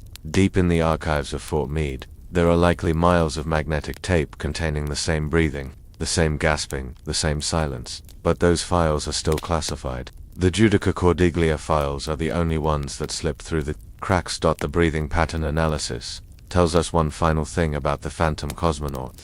Tells us about their endurance. The medical experts who analyzed the tapes noted that the struggle went on for a long time. The heart was strong. The lungs were healthy. This was a person in peak physical condition. They fought for every molecule of oxygen. That this was not a passive death. It was a battle. In the sleep stories we usually tell, we look for comfort. We look for resolution. But in the archive chill, the comfort comes from the truth. The resolution comes from witnessing. By analyzing the breathing, we are validating the existence of the breather. We are saying, I hear you. You are real. The sound of breath is the first sound we make when we are born, and the last sound we make when we leave. To capture that sound on a wire, to pull it out of the cold sky and preserve it for 60 years, is a profound act of preservation. The breathing tape is the most intimate artifact of the space race. It strips away the flags, the politics, and the propaganda. It leaves only the human animal, alone in the dark, trying to stay alive. As we move away from this subtitle, the sound of the gasping fades. We place the reel back in its box. We close the lid, but the rhythm stays with us. Inhale, exhale. It is the rhythm of life, and in the archives, it is the rhythm of a mystery that refuses to die. We have analyzed the heart. We have analyzed the breath. We have heard the fire. The forensic evidence is mounting. The picture of the lost cosmonaut is becoming clear. It is a picture of bravery, betrayal, and silence. But there is one more piece of the puzzle. One more signal that the brothers intercepted. A signal that was not a sound, but a code. A code that was tapped out by a trembling hand. The investigation continues. In the unforgiving dictionary of space exploration, there is one mathematical term that strikes more fear into an engineer than any other. The angle of attack. Getting a human being into space is simply a matter of brute force and chemistry. You light a fire and ride the explosion. But bringing a human being back home is a matter of delicate, terrifying precision. It is like trying to throw a needle through a keyhole from 1,000 miles away, while moving at 10 times the speed of a bullet. If you miss the keyhole by a fraction of a degree, two things happen. Either you burn up like a falling star, or you bounce off the atmosphere like a stone skipping on a pond, doomed to drift into the eternal black void. In the spring of 1961, inside a concrete bunker in Italy, two brothers stared at a map and realized the math was wrong. The trajectory was not curving down toward the Soviet Union, it was straightening out. The equation had shifted from a rescue mission to a funeral rite. The file was stamped, never open, yet we begin tonight, ... The only sound is the quiet hum of the server room. The file is cold to the touch, and the ink has faded with secrets. We are unrolling a large map of the world, pinned to a corkboard in the digital archive. It is covered in red grease pencil lines, parabolas, and sine waves. This is the visual record of the re-entry failure. To understand the ghost on the tape, we must understand the machine she was trapped in. The Vostok spacecraft was primitive. In modern terms, it was a diving bell wrapped in asbestos. It was a sphere, a ball. It had no wings like the space shuttle. It had no thrusters to glide like a SpaceX Dragon. It was a cannonball. Once a cannonball is fired, it goes where Newton's laws tell it to go. It cannot change its mind. The pilot inside the Vostok had almost no control. They were a passenger in their own destiny. The return trip relied entirely on one specific event. The retro-fire. Achille and Giovanni Judica-Cordiglia understood this. They knew that for a Soviet craft to land in the designated recovery zone in Kazakhstan, the braking rockets had to fire at a precise moment. Let's visualize the geography. The craft is orbiting from west to east. It passes over Africa, then over the Mediterranean, then over Turkey. To land in the Soviet Union, the retro rockets must fire while the ship is still over Africa, roughly 8,000 kilometers away from the landing site. This braking burn slows the craft down, dropping it out of orbit and pulling it into the gravity well of Earth. If the rockets fire too early, the craft lands in Europe, a diplomatic disaster. If the rockets fire too late, the craft lands in the Pacific Ocean, a watery grave. But if the rockets do not fire at all, or if they fire at the wrong angle, the math becomes a nightmare. On the night of the interception, the brothers were plotting the signal on their map. They had a pencil in one hand and a stopwatch in the other. Signal acquired over Gibraltar. Giovanni noted. They drew a dot. Signal steady over Italy. They drew another dot. Signal crossing the Balkans. Another dot. They connected the dots with a ruler. The line was straight. It was stable. And that was the problem at this point in the flight. The line should have been curving. The Doppler shift should have been changing drastically as the craft slowed down and began its descent. The S-curve of re-entry should have been visible on their instruments, but the line remained flat. The craft was not slowing down. It was maintaining velocity. It was maintaining altitude. This is the re-entry failure calculation. It is the moment when the observer realizes that the object in the sky is not a ship anymore. It is a prison. Achille looked at the slide rule on his desk. He ran the numbers. Velocity, 28,000 kilometers per hour. Altitude, 200 kilometers. Vector stable. She missed the window, he whispered. The concept of the window is crucial here. The atmosphere is not a soft pillow. At orbital speeds, air is hard as concrete. To enter it safely, you must hit it at a shallow angle between 5 and 7 degrees. If you hit it steeper than 7 degrees, the friction is too intense. The heat shield melts. The aluminum skin vapor. The pilot is incinerated instantly. If you hit it shallower than 5 degrees, the craft bounces. This is a phenomenon known as the skip. Just as a flat stone skips off the surface of a lake if you throw it low and hard, a spacecraft will skip off the upper layers of the atmosphere. The craft hits the air, bounces upward, and is sent hurtling back into deep space. But here is the horror of the skip.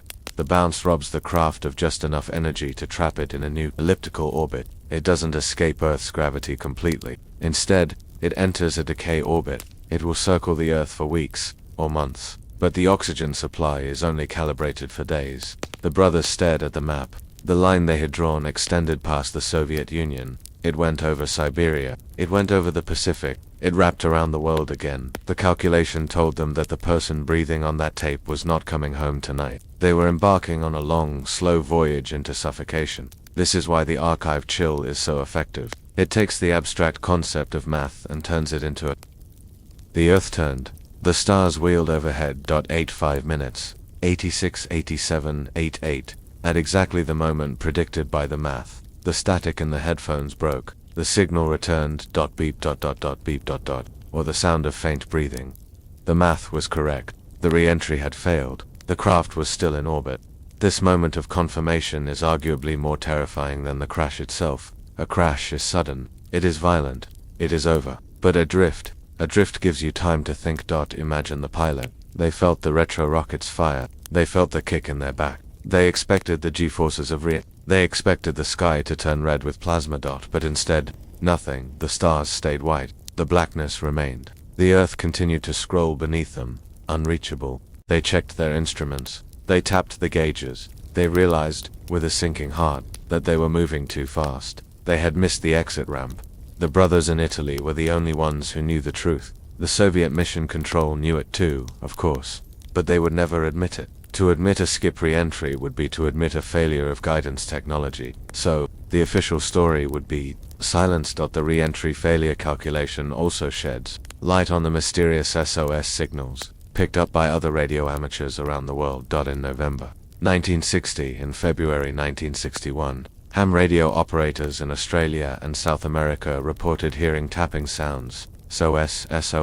For years, these were dismissed as hoaxes. But if we apply the re-entry failure calculation, they make sense. If a craft skips off the atmosphere, it enters a highly elliptical orbit. This means it spends time far away from the Earth apogee and time close to the Earth perigee. When the craft is close to the Earth, the radio signal is strong. It can be picked up by amateurs. When it is far away, it is silent. The SOS signals were likely coming from these drifting, lost ships. They were the electronic messages in a bottle, thrown out by cosmonauts who knew they were drifting into oblivion. The Judica-Cordiglia brothers began to chart these ghost orbits. They realized that the space around Earth was not empty. It was littered with debris. Some of that debris was metal. Some of it was biological. But calculation of failure brings us to the most disturbing variable, the retro-rocket malfunction. Why did it happen? In the investigations that followed the fall of the Soviet Union, engineers looked at the blueprints of the Vostok. They found a fatal flaw. The Vostok had a service module containing the engine and the batteries. This module was strapped to the spherical descent capsule by metal bands. Before re-entry, the engine would fire and then the straps were supposed to explode, separating the heavy engine from the light capsule. But in almost every single Vostok flight, including Gagarin's, the straps failed to cut cleanly. The capsule would try to fall, but it was still tethered to the heavy engine by a bundle of wires. This caused the entire spacecraft to spin wildly. It would tumble like a chaotic pendulum. If this tumbling happened during the retrofire, the engine would not point in the right direction. Instead of slowing the craft down, it might speed it up, or it might push it sideways. This fits the re-entry failure calculation perfectly. A tumbling burn creates an unpredictable orbit. It creates the drift. The brothers in Italy didn't see the tumble, but they heard the result. The signal was modulating, getting loud and soft, loud and soft. This modulation is the audio signature of a spinning object. The antenna is rotating away from the listener. Then back. Whoosh. Silence. Whoosh. Silence. It was the sound of a ship out of control. Let us return to the map. On the corkboard, the brothers drew a new line. This line represented the decay rate. Even if the craft missed re-entry, gravity is patient. Eventually, the tiny amount of drag from the thin upper atmosphere would slow the craft down. It would fall. But the calculation showed that this would take 10 days. The oxygen supply was 5 days. The math revealed the cruel timeline. Days 1 through 5, the pilot is alive, conscious, and drifting. Days 6 through 10, the pilot is deceased, and the craft is a tomb. Day 10, the craft naturally re-enters the atmosphere and burns up. This explains why there was no body to recover. The cremation happened automatically, days after the life had ended. The brothers watched the calendar. They marked off the days. Day 1, signal active, breathing heard. Day 2, signal active, voice heard mumbling. Day 3, signal active, tapping heard. Day 4, signal weak. Day 5, silence. The silence on day 5 was the mathematical certainty. The oxygen had run out. The archive chill asks us to sit with that silence. It asks us to imagine the sun rising and setting 16 times a day outside the porthole, illuminating a cabin where the only sound is the cooling fans. The brothers never erased the grease pencil lines on their map. They left them there as a memorial. A geometry of lost. In the modern era, satellite tracking is automated. Computers do the math instantly. If a re-entry is off by a meter, we know. But in 1961, the math was done by hand, by two boys in a bunker, who were the only ones on Earth willing to do the calculation that the Soviet Union refused to acknowledge. They proved that math is not just numbers. Math is a narrative, and in this case, the story it told was one of no return. The reel of tape from that week is labeled Drift. It is perhaps the quietest tape in the collection. It is mostly static, but if you listen closely, with the volume turned up, you can hear the faint, rhythmic pulse of the tracking beacon. Beep. Beep. It is the heartbeat of a machine that outlived its master. The calculation was complete. The failure was documented. The ghost was mapped. But the brothers' work was not done, because even as the signal from the drifting ship faded, a new signal was appearing on the horizon. A signal that was even more confusing. A signal that seemed to be asking for help, from a location that shouldn't be possible. The archives are deep, and the deeper we go, the colder it gets. There is a silence that is heavier than lead. In the world of radio physics, true silence does not exist. The universe is always singing with the background radiation of the Big Bang, the hiss of solar winds, and the crackle of distant lightning. But there is a specific type of silence that chills the blood of an operator. It is the silence of a carrier wave that snaps shut. It is the moment when a complex, rhythmical signal, a heartbeat, a breath, a voice is instantly replaced by the indifferent roar of the void. This transition from information to entropy is the most definitive end a human life can have in the space age. It is not a body being lowered into the ground. It is a frequency being deleted from the electromagnetic spectrum. On a night in May 1961, inside the Torbert bunker, the signal did not fade gently. It was the file regarding this moment was stamped never opened. Yet we begin tonight. The only sound is the quiet hum of the server room. The file is cold to the touch, and the ink has faded with secrets. We are looking at the final entry in the logbook. The handwriting is shaky. The time is noted in military format, and next to the timestamp, there is a single word written in Italian. Fine. The end.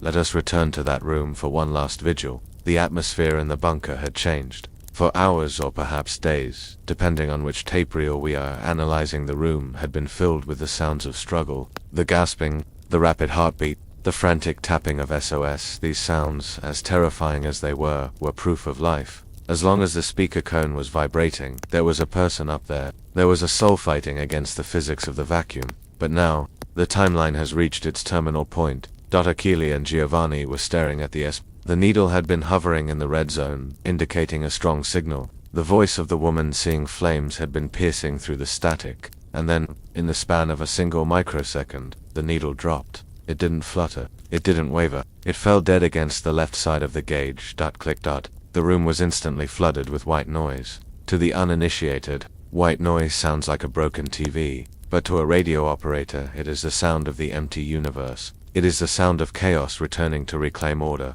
Giovanni reached for the tuning knob. His first instinct was technical denial. We lost the lock, he said. The antenna drifted. He spun the wheel of the steering column. Outside, the great metal skeleton of the Zeus antenna groaned as it swept back and forth across the sky, searching for the signal. Calling frequency 20.005, he whispered. Static. Calling frequency 19.995. Static. He adjusted the gain. He adjusted the bandwidth. He switched from AM to FM. He checked the cables to make sure a connection hadn't vibrated loose. Everything was working perfectly. The equipment was fine. The antenna was fine. The universe was still there, but the voice was gone. This moment, the total silence, is the most psychologically complex part of the archive chill. It forces us to confront the reality of distance. If a plane crashes on Earth, there is a bang. There is smoke. There are witnesses. There is wreckage that can be touched. But in space, death is a disconnect. One moment, you are there. The next, you are simply ... off. The brothers sat back in their chairs. The realization washed over them slowly. The abruptness of the silence told them exactly what had happened. If the craft had merely gone over the horizon, the signal would have faded gradually. It would have gotten scratchy, then weak, then intermittent. It would have been a sunset of sound, but a sudden cut. A hard stop. That means catastrophic failure. It means the transmitter was destroyed, and for the transmitter to be destroyed inside a Vostok capsule, the capsule itself must have been breached. The heat shield had failed. The temperature inside had reached the melting point of copper and aluminum. The wires had vaporized. Or, the craft had impacted the atmosphere at the wrong angle and shattered like glass hitting a concrete wall. The silence was the sound of disintegration. Achille reached out and pressed the stop button on the Geloso recorder. The sudden lack of the mechanical worry of the tape reels made the room feel even quieter. They were left alone with the static. Imagine the feeling of helplessness. You have just listened to a human being die. You are the only two people on Earth who heard it. You cannot call the police. You cannot call an ambulance. You cannot even call the newspapers, because no one would believe you. You are holding a secret that is heavy enough to crush you. The brothers looked at the map on the wall. The grease pencil line ended abruptly in the middle of the air. They didn't know where the debris would fall. It would likely burn up into ash, scattering microscopic particles of metal and bone into the upper stratosphere. In a way, the Cosmonaut had become part of the atmosphere. Every time it rained, a part of them would return to Earth. But the signal was gone forever. This concept of electronic death is unique to the 20th century. Before radio, death was local. With radio, death became a broadcast, and when the broadcast stops, the listener is left in a state of suspended animation.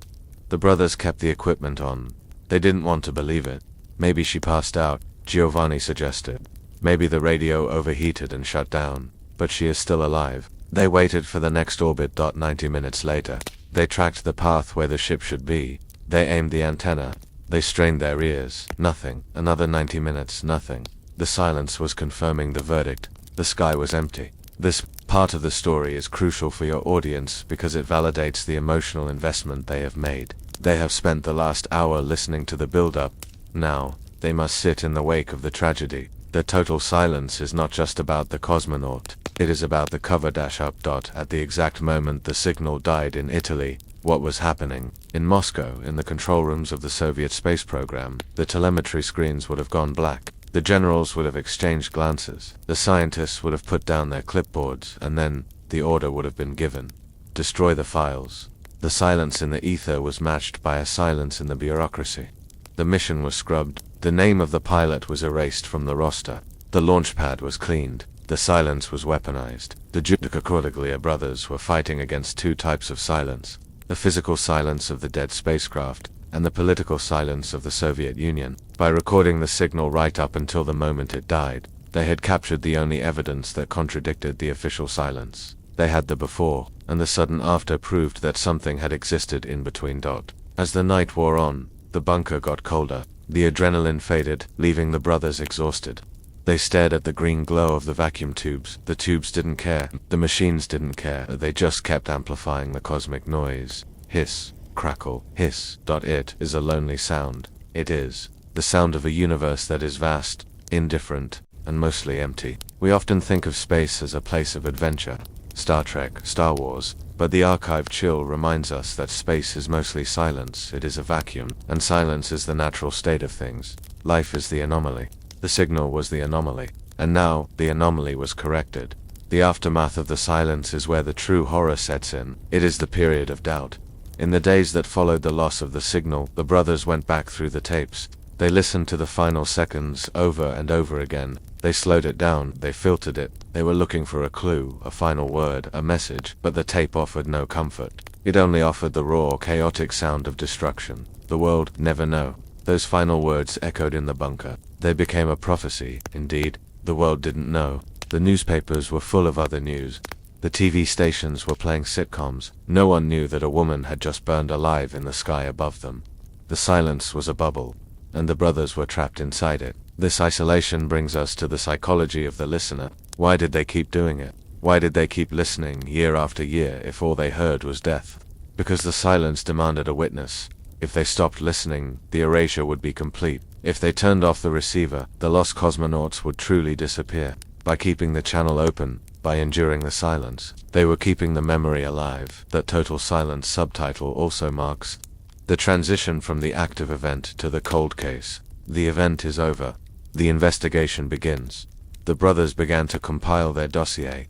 They took photos of their equipment. They wrote detailed reports of the frequencies. They made copies of the tapes. They knew they had to preserve the silence. In the modern digital age, we are terrified of silence.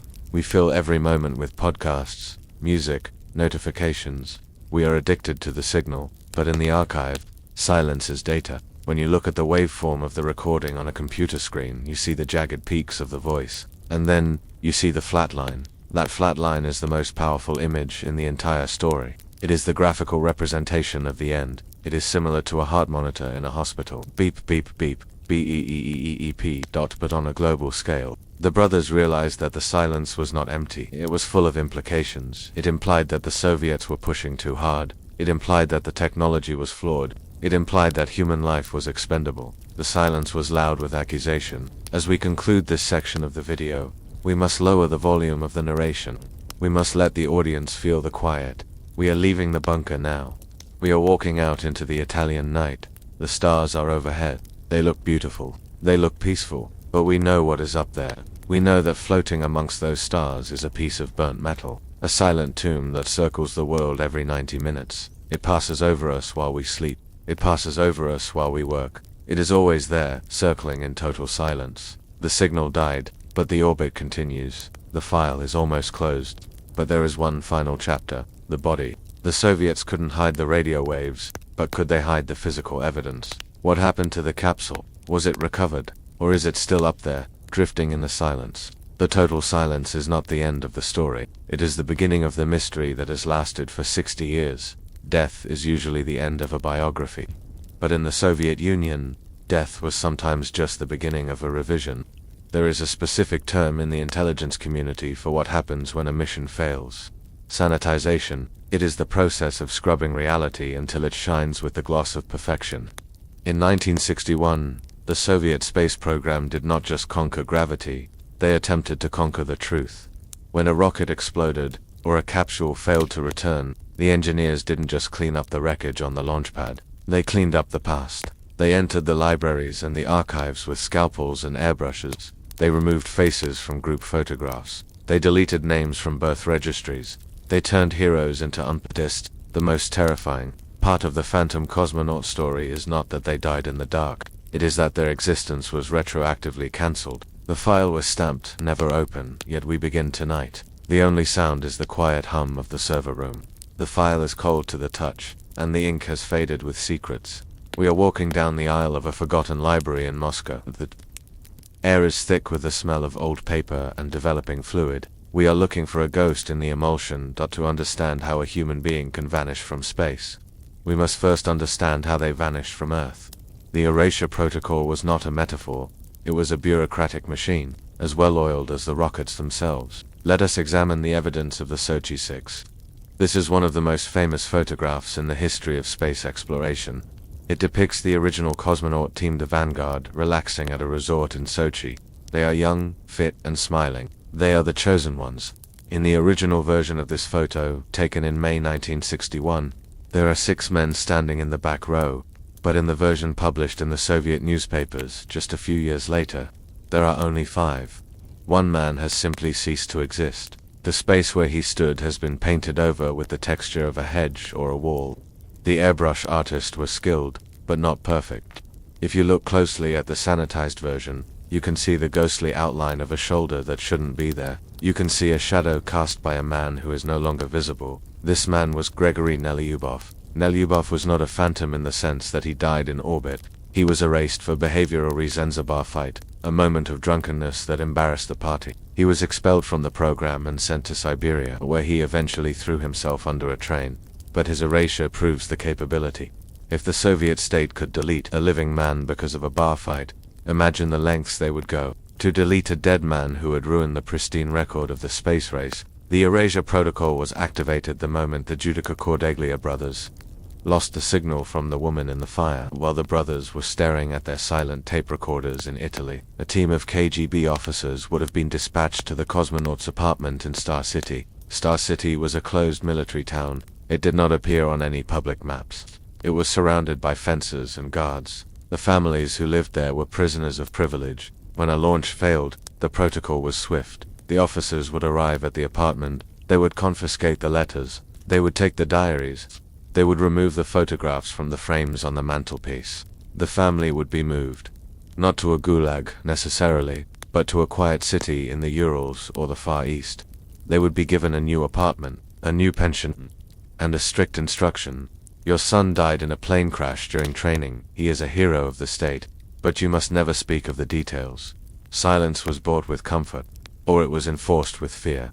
This explains why there are no graves. In the case of the launch before Gagarin, the alleged flight of Vladimir Ilyushin, or the drifting cosmonaut, the erasure required more than just moving a family. It required a falsification of the medical records. If a pilot crashes in China, as the Ilyushin theory suggests, the state cannot simply delete him. He is still alive.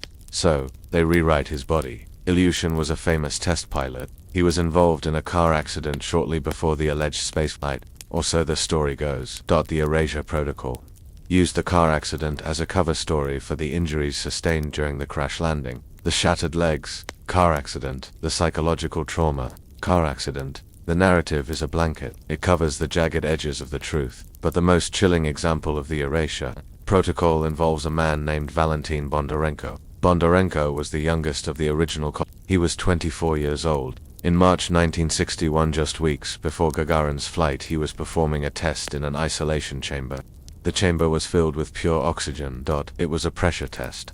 Bondarenko was living inside this small metal room to test human endurance. At the end of the test, he removed the medical sensors from his skin. He cleaned the spots with a cotton ball dipped in alcohol. He threw the cotton ball toward the trash can, but he missed. The cotton ball landed on a hot plate used to heat his food. In a normal atmosphere, the cotton would have smoldered, but in a 50% oxygen atmosphere, it didn't smolder. It detonated. The fire flash filled the small room instantly. Bondarenko's wool training suit caught fire. Because of the pressure difference, the doctors outside couldn't open the door. It took them several minutes to equalize the pressure. During those minutes, Bondarenko burned. When they finally pulled him out, he was still conscious. He whispered, "Don't blame anyone. I dropped the cotton." He died 8 hours later in the hospital. Why is this story relevant to the lost cosmonauts? Because for 25 years, the world did not know Valentin Bondarenko existed. The Soviet Union erased him completely. They airbrushed him out of the class photos. They destroyed the records of the fire. They buried him in a grave in Kharkov with a generic headstone that said "from his friends." It wasn't until 1986, during the era of glasnost, that the truth about Bondarenko was revealed. This proves, beyond a shadow of a doubt, that the Erasure Protocol was real, and it proves that it was active in the exact same month that the Judica-Cordiglia brothers heard the heartbeat in space. If they could hide a death on the ground, in a laboratory surrounded by doctors, how much easier would it be to hide a death? In the infinite blackness of orbit, space is the ultimate hiding place. There is no crime scene to investigate. There is no body to autopsy. There is only vacuum. The mechanics of erasure extend to the hardware itself. What happens to the rockets? In the American space program, every launch is televised.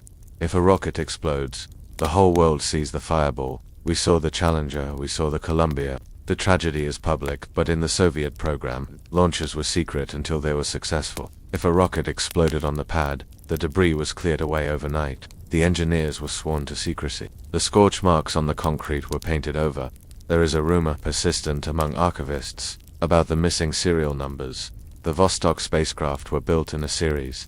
Vostok 1, Vostok 2, Vostok 3. But in the factory logs, which were partially declassified in the 1990s, there appear to be gaps in the production sequence. There are serial numbers that were assigned to holes but never accounted for in the flight logs. Where did those holes go? Did they sit in a warehouse, or were they launched into the sky, never to return?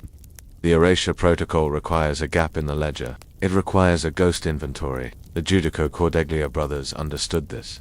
They knew they were fighting against a state apparatus that controlled the definition of reality. When they released their recordings to the press, the Soviet newspaper Pravda called them capitalist fabricators. They attacked the brothers' character.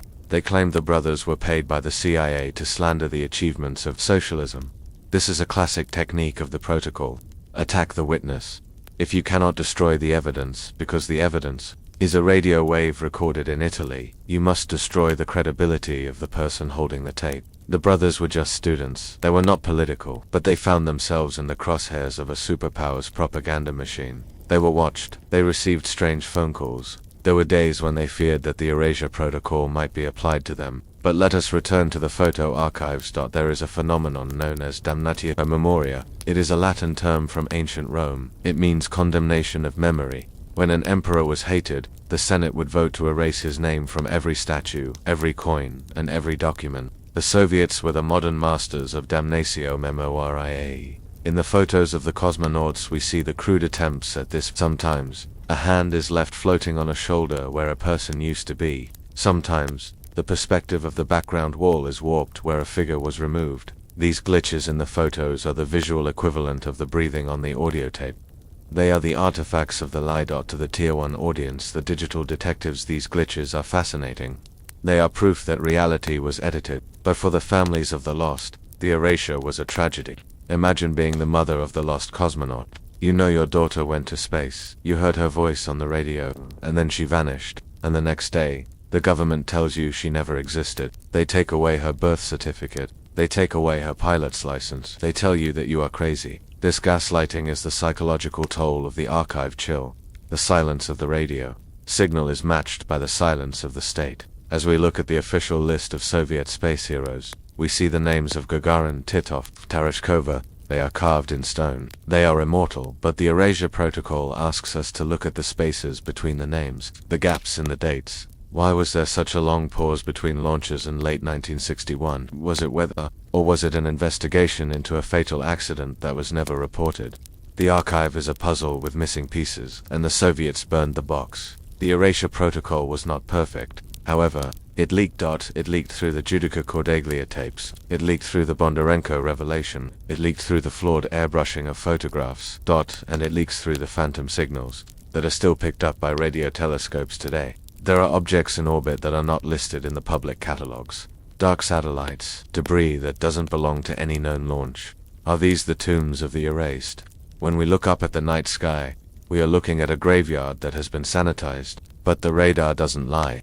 Metal reflects. The Erasure Protocol could delete the paper, but it could not delete the physics, and that is where the story ends, or where it begins, because if they erased one, how many others did they erase?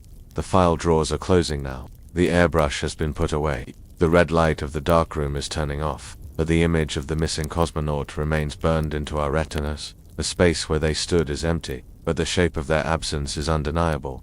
We have heard the heartbeat, we have heard the fire, we have seen the erasure. The evidence is circumstantial, yet it is overwhelming. The archive chill is the feeling of knowing that the official history is a draft, and the true history was shredded. In criminology, there is a fundamental principle known as habeas corpus. You shall have the body. Without a body, a murder is just a theory. Without a body, a funeral is just a ceremony. But in the physics of high-velocity spaceflight, the body is the first thing to disappear. The missing body theory is not about a cover-up on the ground. It is about the ultimate cover-up executed by the atmosphere itself. When a human object strikes the air at 17,000 miles per hour, it does not crash. It ablates. It turns from solid matter into gas, leaving no bone, no DNA, and no trace for the historians to find. However, not all lost cosmonauts burned, some of them drifted. And this leads to the most chilling possibility of all, that somewhere in the high orbits above us, or deep in the silt of the Pacific floor, the evidence is still waiting, preserved in ice, or hidden in darkness. The file was stamped never open, yet we begin tonight. The only sound is the quiet hum of the server room. The file is cold too. The touch and the ink has faded with secrets. We are opening a drawer marked recovery operations. It contains maps of the world's oceans and calculations of thermal disintegration. We are looking for the physical remains of the phantom cosmonauts. The skepticism surrounding the lost cosmonaut theory often boils down to one question. If they died, where are the bodies? To answer this, we must look at the three ways a space mission can end. The first way is the incineration scenario. This applies to the woman and the fire, as we discussed. The Vostok capsule was coated in a material called ablative armor. This is a resin that is designed to burn away, carrying the heat of re-entry with it. But this system only works if the heat is spread evenly. If the capsule enters at the wrong angle to steep or tumbling, the heat is not 3,000 degrees. It can spike to 10,000 degrees. At this temperature, aluminum boils, glass turns to liquid, and the human body, which is 60% water, undergoes instantaneous vaporization. It is a grim reality, but scientifically, the missing body is not missing at all. It has been converted into the atmosphere. The atoms that made up the pilot, the carbon, the calcium, the iron in their blood are scattered into the upper stratosphere. They become part of the high-altitude winds. In this scenario, there is no wreckage to find. The entire craft becomes a streak of light, visible for a split second, and then nothing. The Soviet recovery teams knew this. If they tracked a re-entry that was too steep, they didn't even send out the search helicopters. They knew there was nothing to recover. They simply closed the file.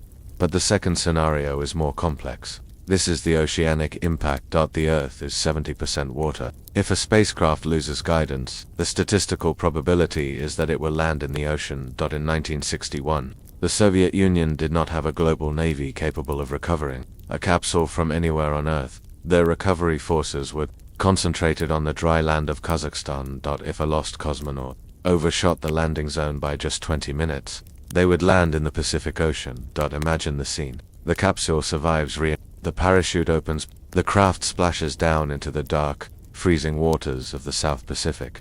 The cosmonaut is alive. They are battered, bruised, but alive. They pop the hatch, but there is no ship waiting for them. There is no helicopter. There is only the endless gray horizon. The Vostok capsule was not designed to float indefinitely. It was with the hatch open, it would take on water. The missing body in this case is sitting on the abyssal plain, 3 miles down, inside a rusting metal sphere. This area of the ocean is known as the spacecraft cemetery. It is located at Point Nemo, the pole of inaccessibility. It is the furthest point from land on Earth. It is where NASA and the Russians deliberately crashed their old satellites today because the water is so deep and so remote that is it possible that the lost cosmonauts were the first residents of this cemetery. The Soviet Pacific Fleet might have picked up a distress signal, but in 1961, they couldn't race to the site because the US Navy was watching. A recovery operation would have alerted the Americans that something had gone wrong. So the strategic decision might have been, let it sink. To admit a failure was unacceptable. To let a body sink was a tragedy, but a secret tragedy. The ocean is the ultimate archive. It preserves everything, but it shares nothing. The pressure at that depth is crushing. The darkness is absolute. The body of a lost cosmonaut in the Pacific would technically still be there today, encased in their orange pressure suit, hidden in the silt. But the third scenario is the one that causes the sleepless nights. This is the orbital preservation scenario. This applies to the drifting cosmonaut. The craft skipped off the atmosphere and stayed in orbit. The body is not burnt and it is not drowned. It is mummified. Space is a vacuum. There is no bacteria to cause decomposition. There are no insects. If a cosmonaut died of asphyxiation, lack of oxygen while in orbit, their body would not rot.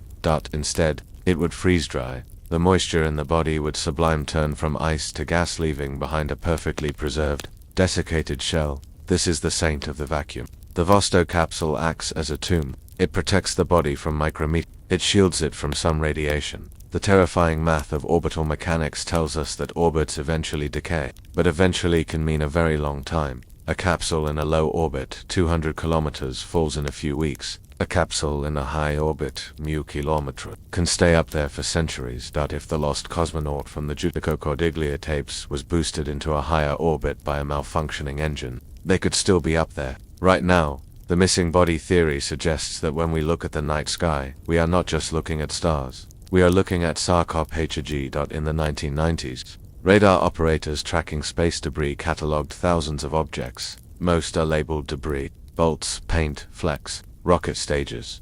But some are anomalous objects. Large, metallic, silent. Are these the missing The brothers in Italy tracked signals that just stopped. But the object didn't stop. The radio died, but the mass remained. This theory adds a layer of gothic horror to the space race. It suggests that the history of spaceflight is haunted not by spirits, but by physical matter. There is a fourth possibility regarding the missing body, and this one involves the covert actions of the state. This is the Blue Beret recovery. Let us assume the capsule did land on solid ground. Let us assume the launch before Gagarin crashed in China, or deep in the Siberian wilderness. The Soviet Union had specialized search and rescue teams. They were elite paratroopers, sworn to silence. They were nicknamed the Blue Berets, not to be confused with UN peacekeepers. Their job was simple: get to the capsule first. If the pilot was alive, get them to a hospital and hide them. If the pilot was dead, remove the body and hide it. If the capsule was destroyed, collect every scrap of metal and hide it. There are accounts from villagers in the Altai region of Russia, old men and women who remember strange events in the early 1960s. They tell stories of balls of fire, falling from the sky, of military trucks arriving in the middle of the night, of cordoning off the forest for weeks. One specific rumor, dating from shortly before Gagarin's flight, speaks of a burnt man found by a hunter in the forest. The military arrived within hours. They took the body, they took the hunter. The hunter was never seen again. Is this folklore? Or is it the Erasure Protocol in action? The missing body theory posits that these bodies are not missing. They are just mislabeled. Somewhere in a classified military cemetery in Russia, there are graves marked training accident or airplane crash. Inside those graves are the remains of the cosmonauts who didn't make the headlines. This was the ultimate insult. Not only were they denied their glory, but they were denied their truth. Their families were told lies. Your son died testing a jet. Your daughter died in a lab explosion. The body exists, but its history has been surgically altered. To the Tier 1 listener, the skeptic, the investigator, this is the most plausible theory. Governments cover up accidents all the time. The Manhattan Project was a secret. The stealth bomber was a secret. Why wouldn't a dead cosmonaut be a secret? The Judica-Cordiglia tapes provide the times. The Blue Beret rumors provide the location. The missing body theory connects them, but let us return to the most haunting image, the drifter. In 1965, the Gemini for Mission American saw astronaut Ed White perform a spacewalk. He described the view as majestic. But what if, floating in the distance, just out of visual range, there was another ship, a dark silent Vostok, spinning slowly, containing the frozen remains of the pioneer who came for years too early. The archive chill is the realization that space is big, but orbits are crowded. The missing body is the loose end that prevents the book from closing. Until we find the wreckage, until we find the bone, the story remains a legend. But legends don't leave radar signatures, and the objects tracked by the brothers in Italy were very real. The silence of the missing bodies speaks louder than the speeches of the survivors. It tells us that the cost of leaving Earth was higher than we were told. It tells us that the price of the future was paid in flesh, bone, and secrecy. As we close this file, we are left with a disturbing thought. When we eventually return to the moon, or travel to Mars, we might find them. Future explorers, scanning the void, might pick up a strange radar echo. They might pull alongside an ancient, battered sphere. They might wipe the dust off the porthole, and they might find the missing cosmonaut waiting for them, waiting to be brought home. The body is missing, but the physics says it is still there. This concludes the investigation into the physical evidence. The heartbeat, the fire burned, the breath ceased, and the body vanished. But the legacy cannot be vanished. The Judica-Cordiglia brothers kept their tapes. They kept their maps, and because of them, we know that the sky is not empty. In the grand chessboard of the Cold War, the players were usually superpowers. The CIA, the KGB, the MI6. These were organizations with billions of dollars and armies of spies. But in the history of espionage, there is one anomaly that defies the logic of the game. The most effective listening post in Europe wasn't run by a government. It was run by two brothers in their 20s, operating out of a repurposed German bunker in the Italian Alps. They had no security clearance. They had no budget. They simply had genius and an obsession with the truth. For 50 years, the Soviet Union tried to discredit them. They called them liars. They called them frauds. They even sent agents to their doorstep to silence them. But when the Iron Curtain finally fell in 1991, and the archives in Moscow were cracked open, the world realized something terrifying. The amateurs were right. The file was stamped never open, yet we begin tonight. The only sound is the quiet hum of the server room. The file is cold to the touch, and the ink has faded with secrets. We are opening a dossier labeled Torbert Personnel. Inside, there are black and white photographs of two young men, Achille and Giovanni. They look like scientists, wearing thick glasses and lab coats. But make no mistake, these men were combatants in the information war. To understand the weight of their legacy, we must look at the declassified files not just as paper, but as vindication. For decades, the story of the lost cosmonauts was dismissed by mainstream historians as a conspiracy theory. It was too dark. It was too convenient. The official narrative was that the Soviet space program was a gleaming success, marred only by a few publicly acknowledged accidents. But the Judica-Cordiglia brothers were the glitch in that narrative. Let us profile the brothers. They were not merely hobbyists. They were prodigies. Achille, the elder, was a medical student with a mind for physiology. Giovanni was an architectural student with a genius for electronics. Together, they possessed the perfect skill set to catch a ghost. Giovanni built the ears to hear the signal. Achille possessed the medical knowledge to diagnose the dying breath. In the 1960s. Their operation at Torbert was a marvel of improvisation. We have spoken about the Zeus antenna, but we haven't spoken about the danger. Intercepting military transmissions is not a victimless crime. It is an act of espionage. Throughout the early 60s, as the brothers released their tapes to the Italian press, they attracted the attention of the Soviet embassy in Rome. Imagine the atmosphere. It is 1962. You are a student living with your parents. You come home to find a black sedan parked outside your house. Men in trench coats are waiting. This actually happened. The declassified files revealed that the KGB was actively monitoring the brothers. They were considered a threat to state security. The Soviets couldn't understand how two civilians could penetrate their encryption. They assumed the brothers were a front for American intelligence. They assumed the CIA was funding the bunker. But the truth was far more embarrassing for the Russians. There was no CIA funding. There was just scrap metal and brilliance. The brothers described a visit from a Soviet ambassador. The meeting was polite, but the subtext was lethal. They were told that their work was not helpful to international relations. They were told that accidents happen to those who listen where they shouldn't. This is the element that turns the archive chill into a thriller. The brothers kept recording, even when they knew they were being watched. Why? Because they believed in the archive. They believed that a fact, once recorded, cannot be destroyed. Let us fast forward to the collapse of the Soviet Union, December 1991. The red flag is lowered from the Kremlin for the last time. The chaotic years of the 1990s begin. For a brief window, the KGB archives were open to Western researchers. Historians flooded into Moscow, desperate to find the truth about the gulags, the purges, and the space program. What did they find regarding the Judica-Cordiglia brothers? They found that the brothers' data was startlingly accurate. The brothers had predicted the launch dates of Vostok missions before they were announced. They had calculated orbital trajectories that matched the secret flight plans. They had identified the 400 Hz signature of the Soviet transmitters. The files proved that the brothers were not faking the signals. The signals were real. The debate then shifted. If the signals were real, was the interpretation correct? The skeptics, and there are many, argue that the heartbeat was actually a telemetry channel for a dog, misinterpreted as a human. They argue that the groaning and breathing were distortions of the radio waves caused by the ionosphere, but the declassified files also revealed the shadow program. We learned about the secret launch failures. We learned about the explosions on the pad. We learned about the desperate rush to beat the pro-Americans. The context provided by the declassified documents aligns perfectly with the brothers' timeline. When the brothers heard a crash, there was often a secret unmanned test listed in the Soviet books for that same week. When the brothers heard a heartbeat, there was often a medical experiment scheduled. The coincidence is too strong to be ignored. The legacy of the Judica-Cordiglia brothers is not just about whether every single tape is 100% accurate. It is about the fact that they were the only ones listening. NASA wasn't listening to these frequencies. They were focused on their own missions. The CIA was listening, but their tapes are still classified. The brothers created the only public record of the shadow space race.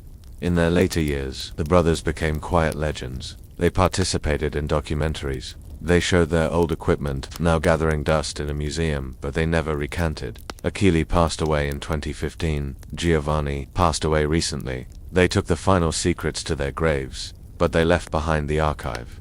The Torbert recordings are now digital. You can find them online. You can listen to the static yourself.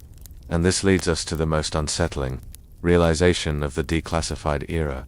Despite the opening of the Soviet archives, many files were destroyed before they could be read. The Erasure Protocol we spoke of earlier was effective. We have the brothers' tapes. We have the missing serial numbers, but we do not have the names. The brothers validated the silence. They proved that the sky was not a sanctuary, but a battlefield. Their story appeals to the Tier 1 audience because it empowers the individual. It suggests that with enough intelligence and obsession, a regular person can uncover the secrets of a superpower. It is a story of intellectual heroism, but it is also a story of haunting sadness, because despite their genius, despite their antennas, despite their bravery, they couldn't save anyone. They were witnesses, not rescuers. The declassified files tell us that the brothers were right to be afraid. The Soviet machine was a grinder, and they were standing very close to the gears. As we handle these files in our minds, the black and white photos of the antenna, the yellowing logbooks filled with Italian cursive "we" are touching history.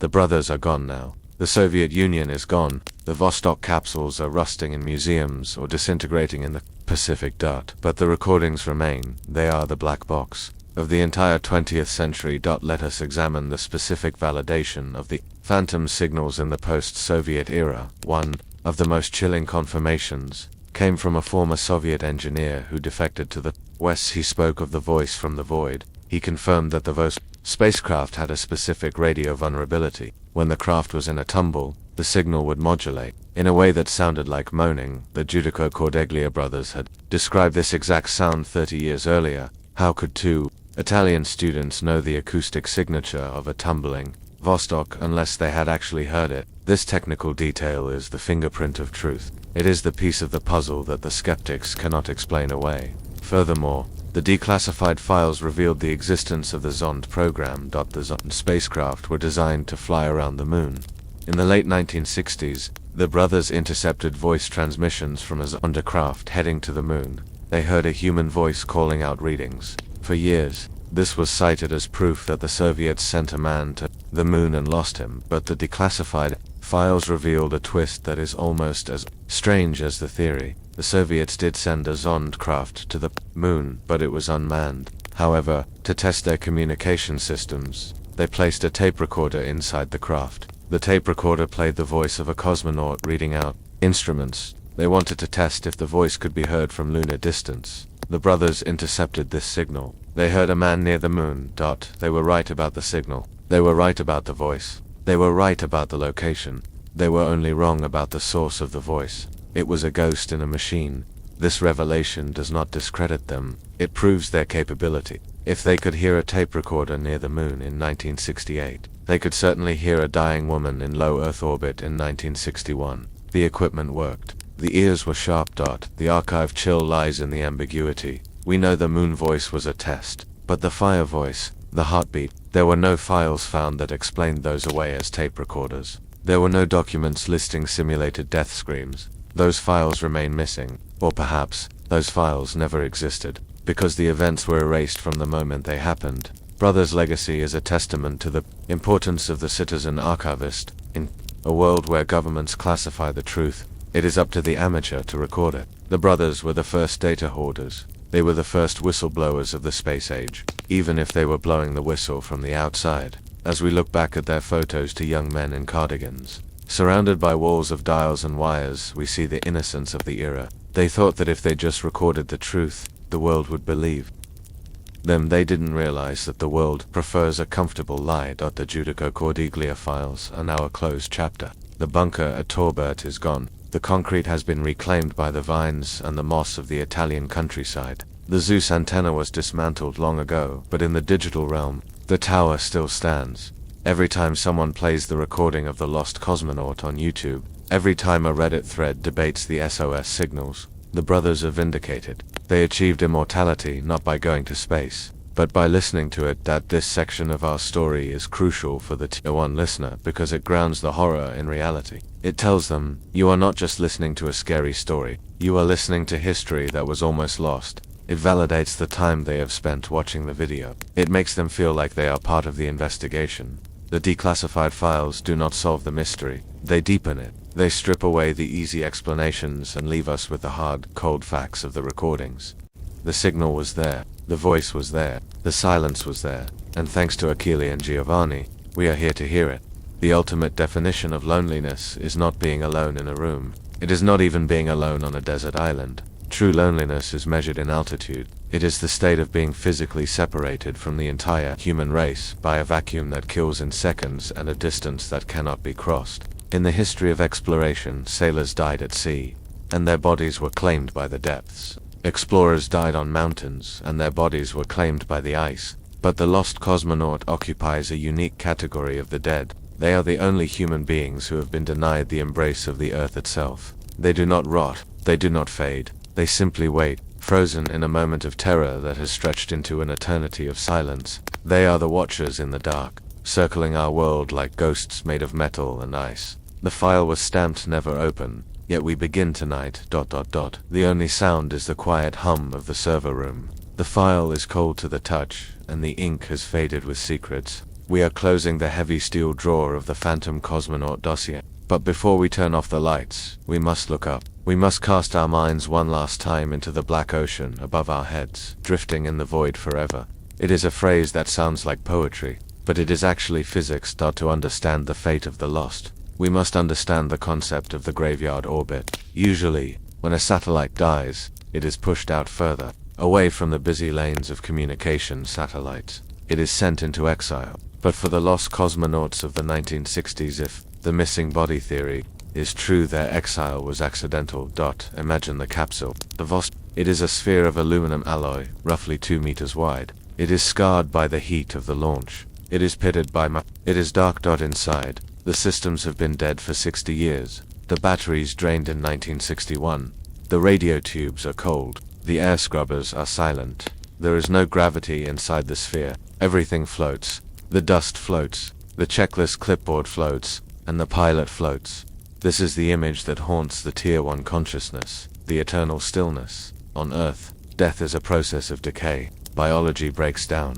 Dust returns to dust. But in the vacuum of space, protected by the hull of the ship, the process is arrested. The pilot is perfectly preserved. They are a statue of 1961. They are still wearing the orange SK-21 pressure suit. The CCCP letters on the helmet are still bright red, untouched by the sun's UV radiation because of the window filters. If you were to look into that helmet today, you would see the face of a person who is technically older than their parents, yet looks exactly as young as the day they launched.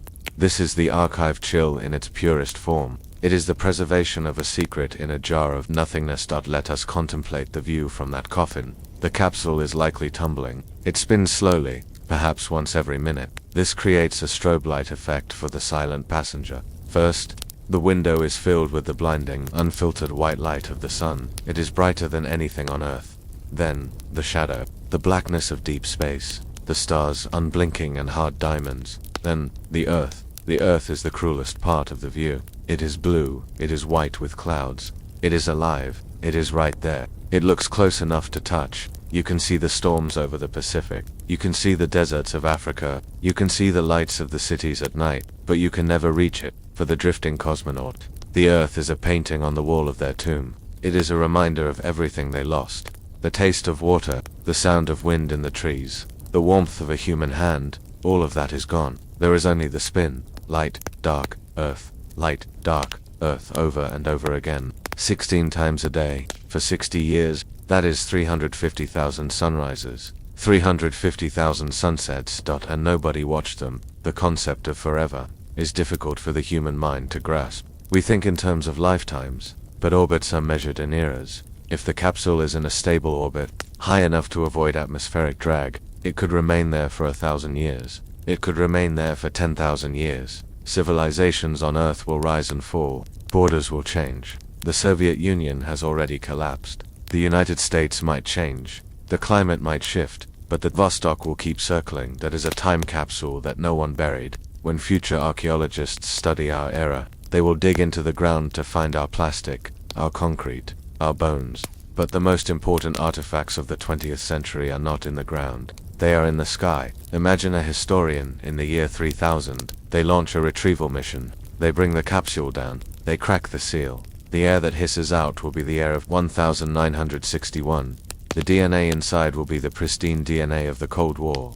They will look at the lost cosmonaut not as a victim, but as a messenger from a time when humanity was so desperate to conquer the stars, that we were willing to sacrifice our own children to do it. This is why we listen to these stories. This is why we are obsessed with the archive, because, deep down, we know that we are all drifting. We are all on a rock, spinning in a void, isolated from the rest of the universe. The lost cosmonaut is just a smaller version of us, alone, spinning, hoping that someone, somewhere, is listening to our signal. But let us bring the camera back. Let us pull back from the orbit, back through the atmosphere, back down to the ground, back to the bunker in Italy. The Judica-Cordiglia brothers are gone. The tapes are digitized. The mystery has settled into the dust of history. But the drift continues in our minds. Why does this story matter? Why should you, listening to this in the safety of your bed, care about a ghost from 1961? Because the archive chill is about the refusal to forget. The Soviet Union wanted these people to be forgotten. They wanted the Erasure Protocol to be final. They wanted the names to dissolve. They wanted the families to be silent by listening to this story. You are breaking that silence. You are the witness they never had. Every time you visualize the capsule, every time you imagine the heartbeat, you are defeating the cover-up. You are pulling the lost cosmonaut back into existence. You are giving them the memorial they were denied. This is the power of the archive. It is not just about storing files. It is about resurrecting the truth.